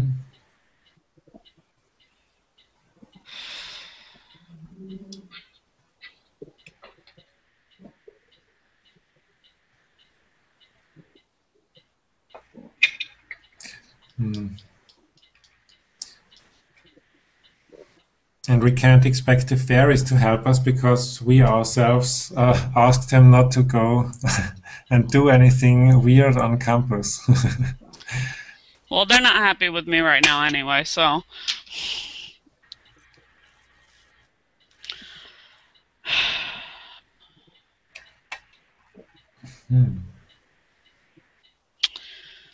Well, let's go down and see if we can see him at least.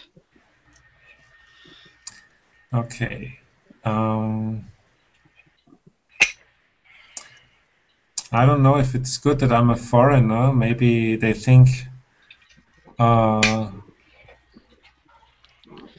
maybe they don't trust foreigners much, or they think I can't be a suspect because I'm a foreigner. It could be good or bad. Oh. They're actually a little concerned because suddenly he seems to have developed a British accent out of nowhere. Mm-hmm. Uh-oh. Because from his student file, he's from Philly. Do we know if Catnip had any siblings? That would be entirely up to Robert and his character design.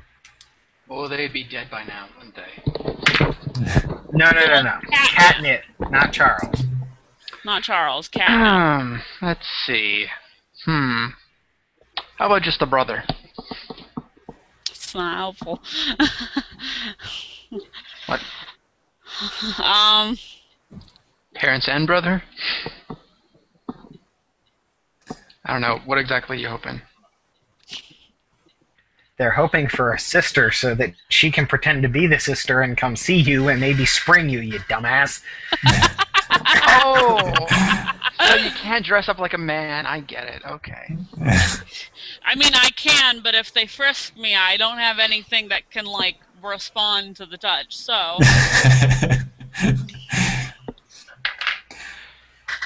Well, I'm not sure they would appreciate it if it did. It's a normal bodily function. I mean, I could put a dildo in there, but I don't think that it'll feel right. Yeah, but John could pose as a brother. Unfortunately, he's pretty John much is in bed right now. incapacitated. Yeah. Why don't you call Catnip's parents? No, I've got an idea. What about the guy in the seven? Actually- No, they know him. They've already contacted Catnip's parents, and their basic response is, "You can keep him." Awesome. Nice parents.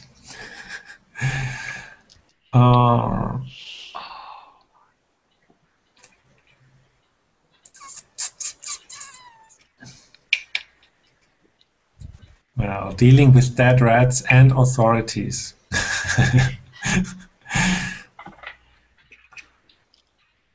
Yeah, this wasn't really supposed to be this involved.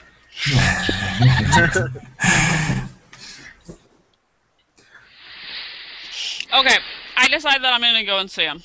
You Okay. don't have to come with me. That's fine. In fact, maybe you should stay back for right now. I might have to use you later. Mm-hmm. I'm All going right. to lie and tell them that I am his half-sister Mm-hmm. Okay. that just happened to have heard about it. Go ahead and give me a snarky bitch roll. 7.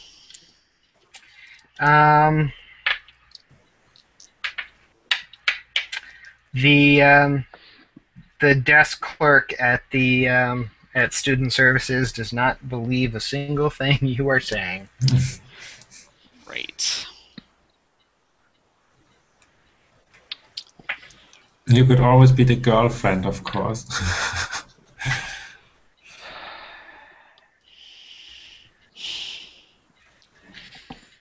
Not after being a half-sister. Yeah, sure. She could be the girlfriend who pretended to be the half-sister to get in. Fine, let me see if I can level with you. I'm a really good friend. Like, really good friend. You can test me. I'm not on drugs. I'm really concerned. I just want to see him.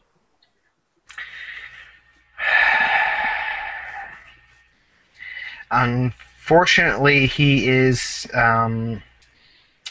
under very, very tight observation at the moment.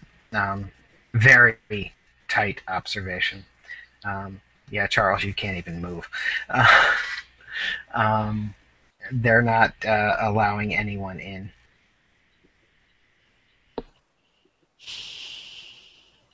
In fact, they're readying to transfer him off campus to the local asylum. Oh, geez.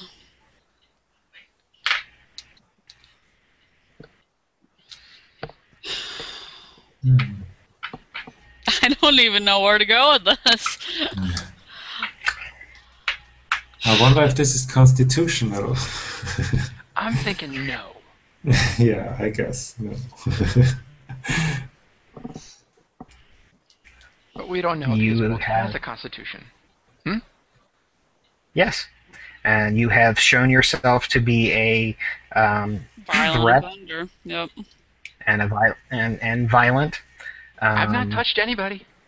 Well, You've resisted detainment and have been found with in possession of illegal substances.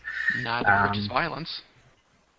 well, nobody knows. Yeah, only those. They have no one. No one was watching when you got out of this room. But yeah, you're not going anywhere Oh. except to the asylum. Okay, reroll. No, No, not yet. not yet. The ball is still rolling.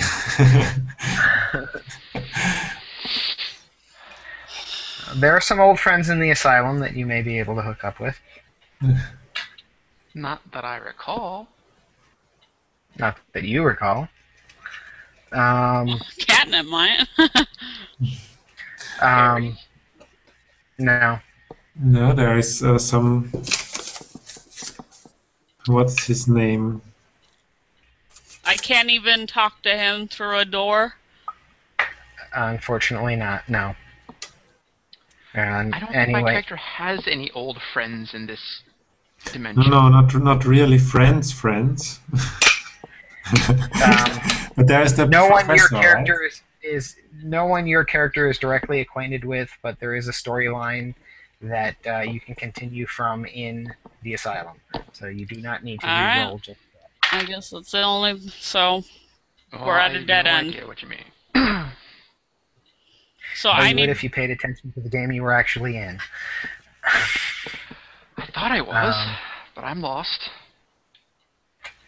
Are we talking about the players, or do we mean something else, somebody else in the asylum?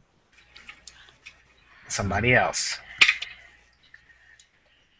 And it's already been said once in the past few minutes, and you're just not paying attention. Okay. Anyway, it moves on to Sunday. Mm-hmm. One more day. Tomorrow is Halloween. All the students are out getting their drink on and getting ready for the big party down at the Drafty Kilt, as well as several off-campus parties. How much of the that liquid did we take? You took a good size spray bottle's worth. Can I buy a couple of other squirt bottles, or like maybe a couple of those little tiny water Super guns? soakers? We use them on the cats all the time. They're like this Yep. big. Yeah. Okay, I want to get a couple of those, and I want to fill them up. Okay. No problem. You still have some left over in the large spray bottle. Okay. Great. I'm gonna give one to Hicks, obviously, Uh-huh. Thanks. and I'll give one to Jane. Okay. Jane is a little preoccupied. She's got some interesting new targets, so she's not really paying much attention to anything that's going on. Okay. And John's still incapacitated. Unfortunately, yes. You've seen him a few times relaxing in the coffee house. It's about the only place he gets any rest. Everywhere else, he's got at least a low-level headache.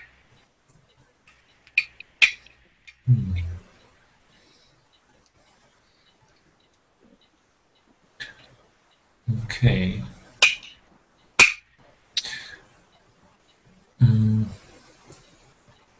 Okay, they will be moving Charles tomorrow, I guess.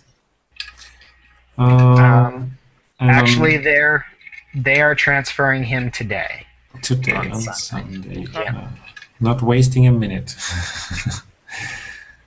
Okay. Is the asylum still in, is it in town? No, it is actually just outside of town. Okay. It's actually on the other side of the river. Mm-hmm. Okay.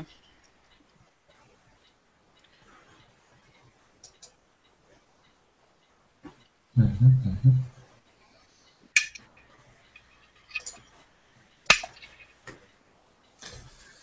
Okay. And tomorrow is the night. Halloween.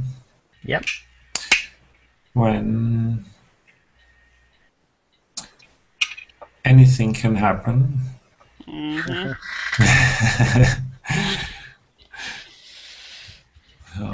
I would feel much better if we had Charles here. Well, there's not a whole lot we can do. Yeah. We would need to... we can't really hold up the transfer. It would be way too obvious. We need to get him out of the asylum. It would be easier to take him from the transport rather than to try to break him out of the asylum. Yeah. How can we do that without...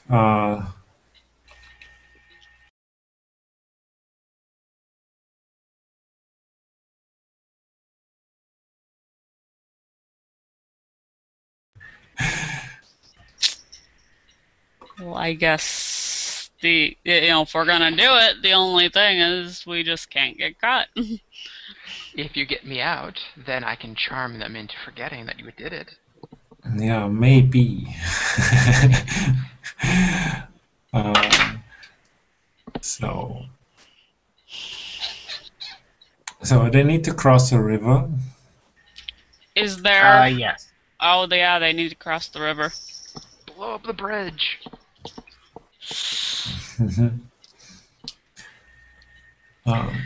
There are 3 bridges. The asylum is actually located up by Route 13. I don't know if any of you have the map available. Yes. I didn't see that it loaded. Maybe it is now. So it's more to the near where the river is going into where into a lake or something? Well, no, that's still the river. That's just a larger section of it. Okay. Where the river spreads out somewhere there. Let's see. If we're looking at the town now. Nice area, in fact. Great for an asylum. The map's not loading for me, but whatever. Don't need it. So Said Route 13. Oh, I see it. Yep. So they should take the last bridge. So you said there's 3 Yeah. bridges. Yep. Most likely they take the way up Route Right, 23. they're going to take the closest. Yeah, they're going to take 23 up to the 13 because that's going to be the fastest route. They would need to have some kind of accident where no one gets hurt. Sounds pretty difficult.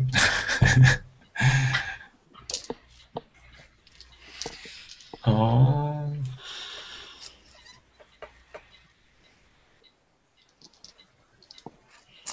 So, but we told the fairies not to get on campus, but they were still allowed on the river. No, you basically confine them to the crater. Ah, okay. So they can't help us with this one. No. Unless you change the terms of the deal. Ah, yeah, that's actually a good idea. If they if they release John of his gift, they can have the river. Sounds like a deal. Well, it's going to be dependent on what the fairies want. Yeah, sure. Okay, well, let's head back to the crater then. Yeah. Okay. So, one moment. They are transferring him today. Yep. So, there's some kind of time pressure involved. Yeah, then we have to head there right now. Do we have the time? Okay. To do it? Well, you're able to go ahead and give me a snarky bitch roll. Okay. Wow. 10. Okay. You're able to berate the young lady behind the counter at Student Health, who says that they're going to be transferring him sometime after noon to the asylum. And it is now about 10 o'clock in the morning.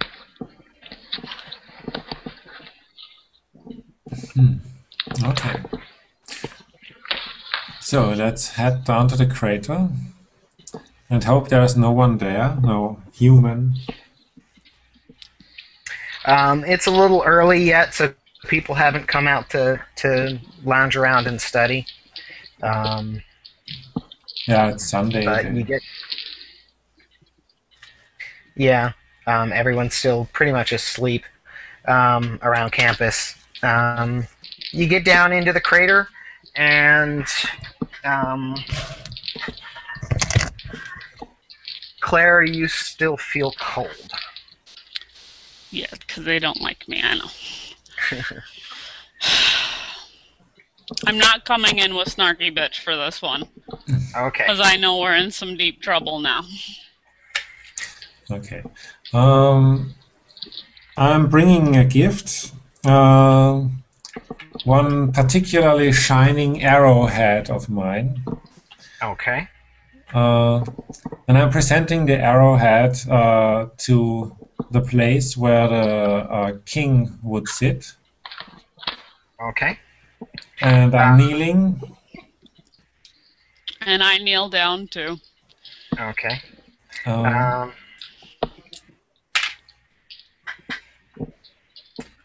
You hold out the arrowhead in your hand, and you feel a little bit of extra weight on your hand, and then the arrowhead is gone.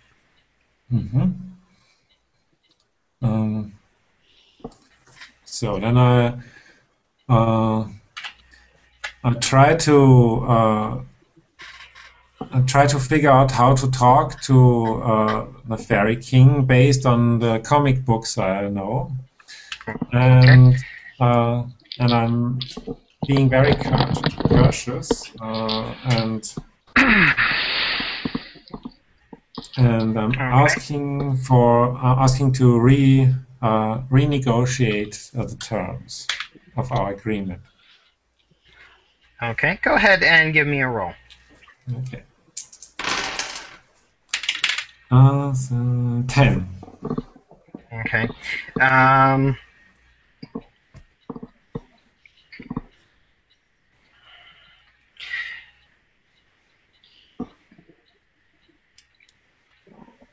You get really no response.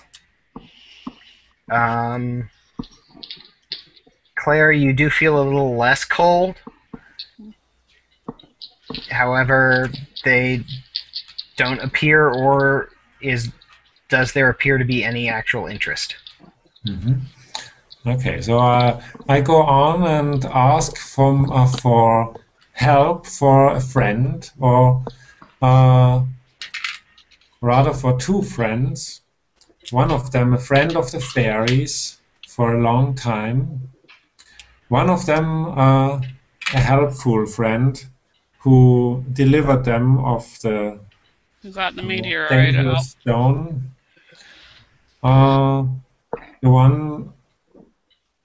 The longtime friend has fallen into enemy hands, and the new friend is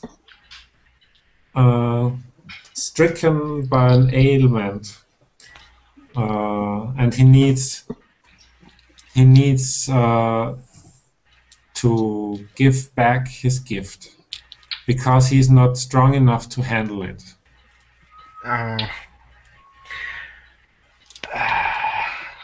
Go ahead and give me another roll. Mm-hmm. Oh boy, only 4. Okay.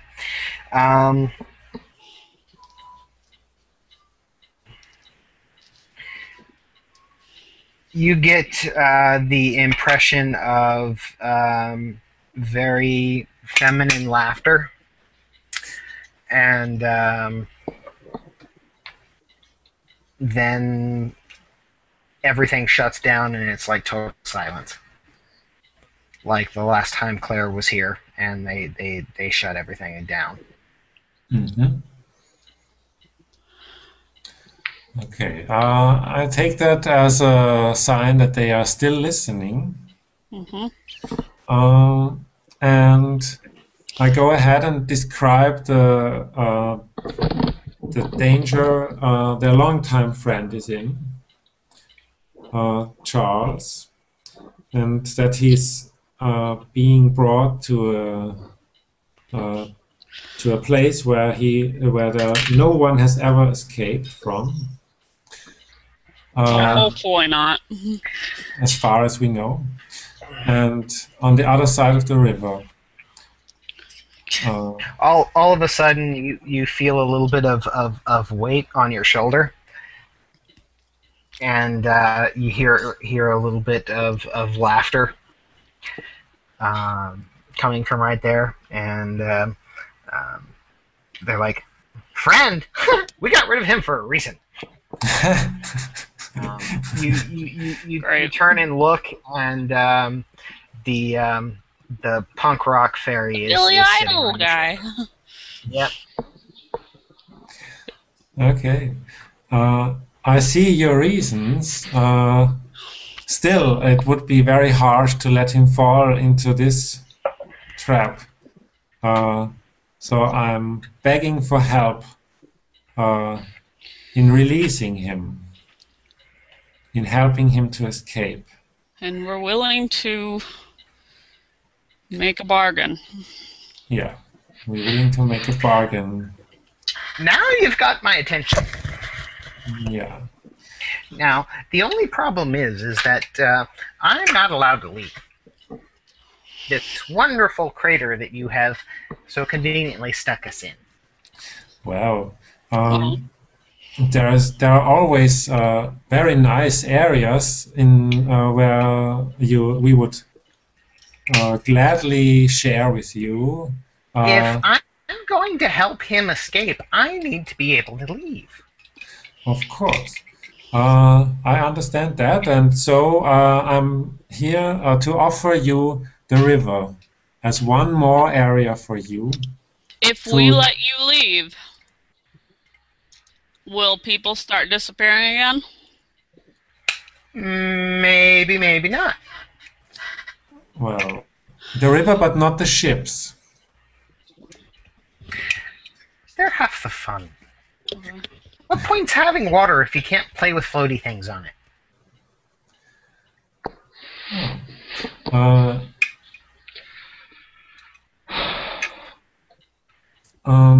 The thing is, when people go missing, then other people don't react too I'll good. stop you right there, lad.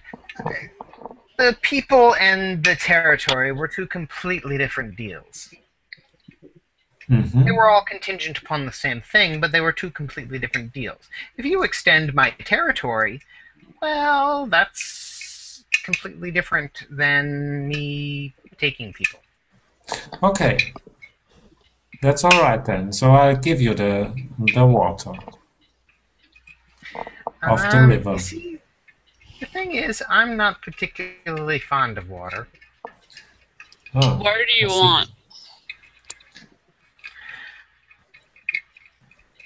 You see, I enjoy a good party. Mm-hmm. So you want to go to downtown? Yes, I do. Ever heard of the drafty kilt? Yes, I visited there a few times before you locked us in. Oh, and would the drafty kilt be acceptable as an area for your getting out and meeting people? Oh, it's a start. It's a start. All right. So, well, then instead of the river, the drafty kilt and the bridges over the rivers. All three of them. Do I look like a troll to you? Ah. No, like you're... I figure trolls are very ugly. You're pretty handsome. Right. Well, thank you, lass. You're not too shabby looking yourself. I'll help you. But for the meantime, I need to go where I need to go to help you. You mean you need the ways to the... I need free reign. Free reign, absolutely free reign. Okay, for a limited time. I can accept that. Okay, so until Halloween, that would be fitting, I think. I can deal with that. Okay, great. And also, I'll hope that you can convince your queen to have mercy. That matter is between that young man and the queen himself. Of course. No one be getting in the middle of that. All right, I see. I understand that. What do you think of the coffee shop? I haven't been there myself. The place gives me the bit of a willy. Mm-hmm. Because I've felt very calm there, and I'm not a calm person. But Yeah, catnip's more important. Yes.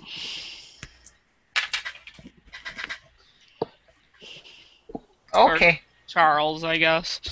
Charles, right. We be having a deal. Free reign until tomorrow night, in exchange for your friend's freedom. He flies down and shakes your forefinger, and disappears. All right, then.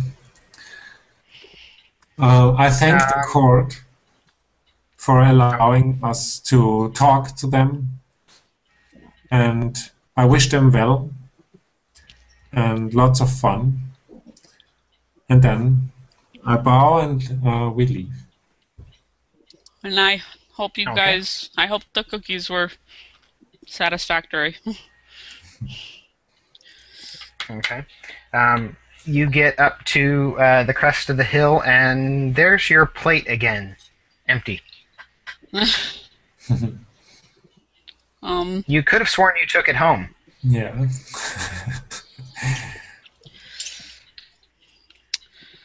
Okay then.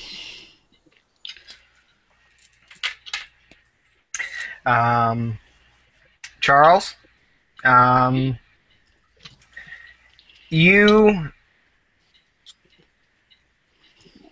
last thing you remember is being taken down and being strapped, waking up, bound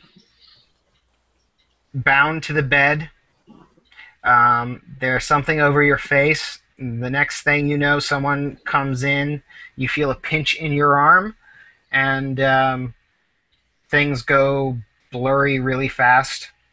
The next thing you remember is waking up in water. Really, really fast-moving water. Go ahead and give me a jester roll. Have I recovered all dice? Yes. All All two. right. All two for Jester. I'm gonna joke my way out of fast-moving water. 7. Okay. You're not joking your way out. Your skill with dancing and making an ass out of yourself has given you some slight swimming ability. You pull up to the surface. You're soaking wet. You're in the middle of the river. You look around behind you. There is a bridge going over the river, and it appears that something has broken through the side, and there is a vehicle on fire, slowly sinking into the river. Wow. So I came out the back, or I just appeared in the water? The back doors appear to be open. You've seen them around. For the sake of everyone else, it's a medical transport, kind of like a privatized ambulance. The back doors appear open, and it looks like you got dumped out into the river. All right then. So where am I? You're in the middle of the. All right, I'm going to attempt to say this. Mataquena Thorath River. Okay, I have no idea where I am. Nope. You're in the middle of water. Okay. Trying to get to shore would probably be a good thing because you're going downstream. Okay, I swim to shore, and whatever side of the shore would be facing the back of the truck, figuring it's back where I came from. Okay.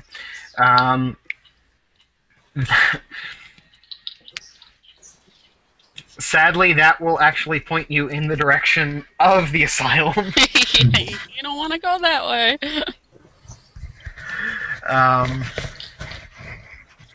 but yeah, Land is you get to land. you get to shore. There's the large roadway continues on behind you. You actually swam under the bridge that's facing away from the back end of the truck. This is going to be interesting because I have absolutely no reason to go back anywhere. Except for Nope. maybe the crater.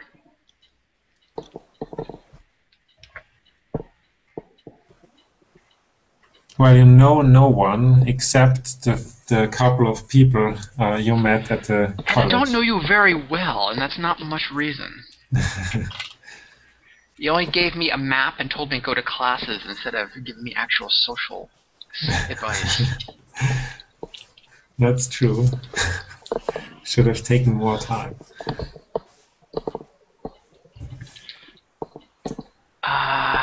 Yeah.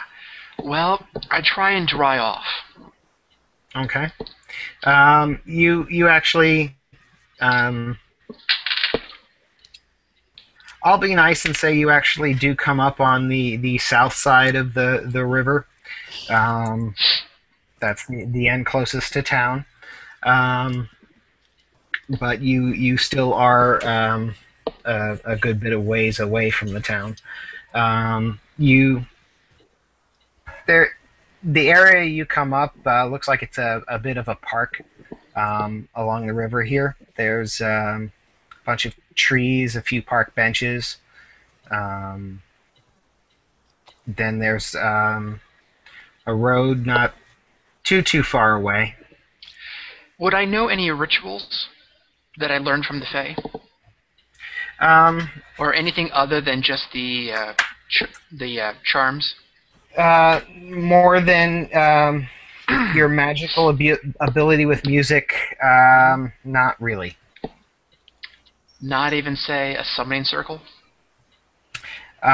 Just a ritual? You've seen them do it. Whether or not you feel you can duplicate it is another matter. Alright, I find some stones and start tracing a circle, and I try and do the ritual, as long as there's no one around. Okay. And I want to summon one or two of the Fae that I'm on better terms with. Okay.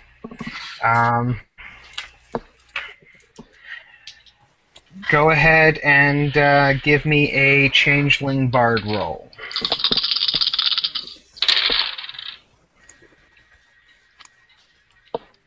$12. Okay, you get the circle laid out, and you very easily make a connection, shockingly easily. However, it's not to the party you recognize. You get a bit of a sulfurous smell, and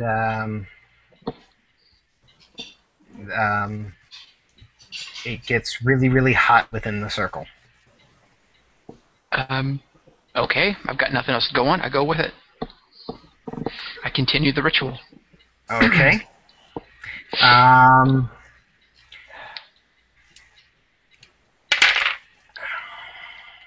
Unless I know I A shouldn't. small. Go ahead and give me another bardic roll. 3, 4, 6. Okay. You 12. Another 12. you realize this is not who you want to be talking to. This is decidedly demonic. Awesome. Yeah, makes sense. Sulfur. Is it Fae or truly? No. Not in the slightest bit Fae. Fays are not demonic. This is, in fact, the polar opposite. While Fae can be at sometimes cold and manipulative, this just radiates death, destruction, and evil. Okay, I conclude that ritual, trying to recall what exactly I did. Okay. You go ahead and give me another roll.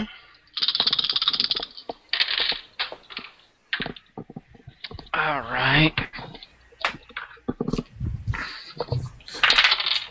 6, 7, 8,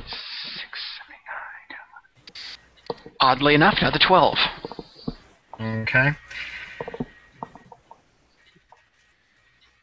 You think you get it closed. You no longer smell the smell, or feel the heat.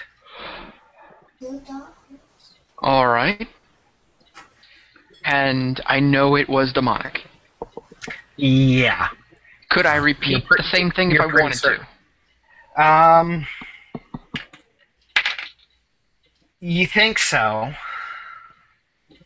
Okay. Did I use words or just other things? You used a combination of words, gestures, and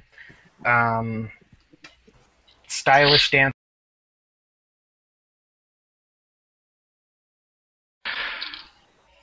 Okay. I Don't wonder. repeat this. Don't try this at home, kids.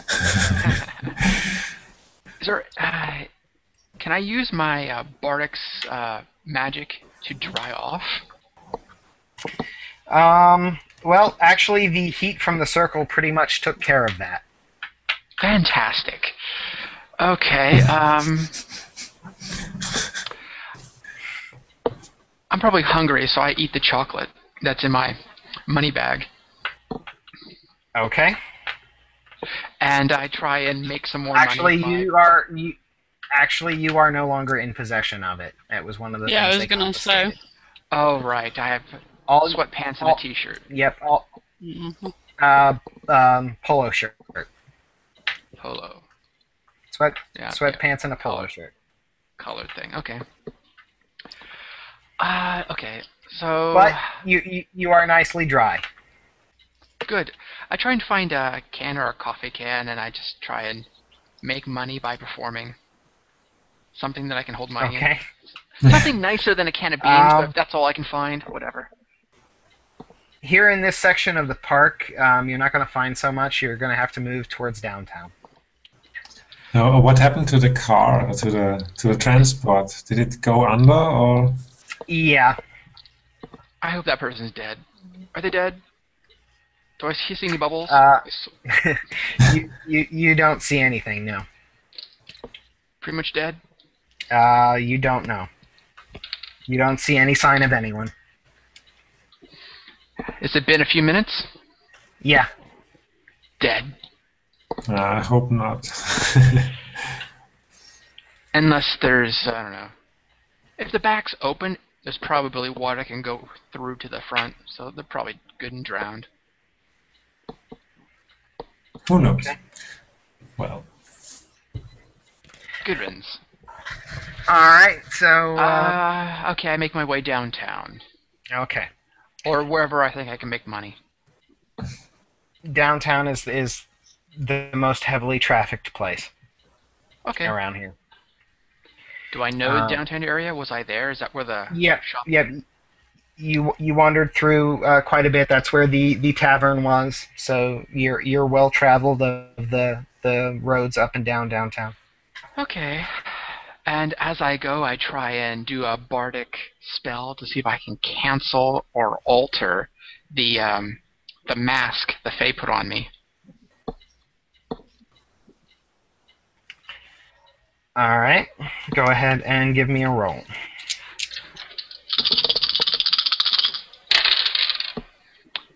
Six, 7, 8, 9, 10, 11, 12, 13, 14. Okay. You do not have any luck. Damn it. It is well and firmly attached.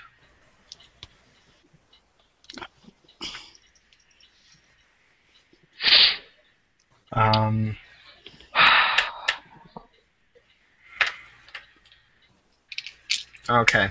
I actually think that right here on Halloween Eve is probably going to be the best place to hold it until we can get everyone back. Yeah. I did get a message from Martha that she wasn't able to join us today because she's apparently gotten flooded out. So she's been trying to clean that up. Oh, awesome. Yeah. Mhm. So and hopefully John will be feeling better next week, and this adventure is going to be dragged out into a 3-parter. Fun. Dun, dun, dun. We can leave out the rats and just do smaller stuff. Um, Well, we have to finish Unfortunately- this. Come on. Unfortunately, you can try to leave out the rat. The rat will not leave you guys out of it. Especially because the rat has The rat's got arrows big for pl- Hicks. Well, I promise not to chase the rat. I don't Hicks care about is the rat. target number 1. Yeah, now the rat knows that it's pretty fun to hunt me down because I cry like a little girl. So hopefully next week everyone will be feeling a bit better, and we can proceed on from there. Okay. Yeah. Do you want to see if David's okay? Maybe he can come back in. No, I'll check with him later. Besides, we've been going for about 3 hours. I think that's good enough for now. Well, all right. We can pick up with the big fireworks next week. Okay. All right. So that's pretty much it. Thanks, guys, and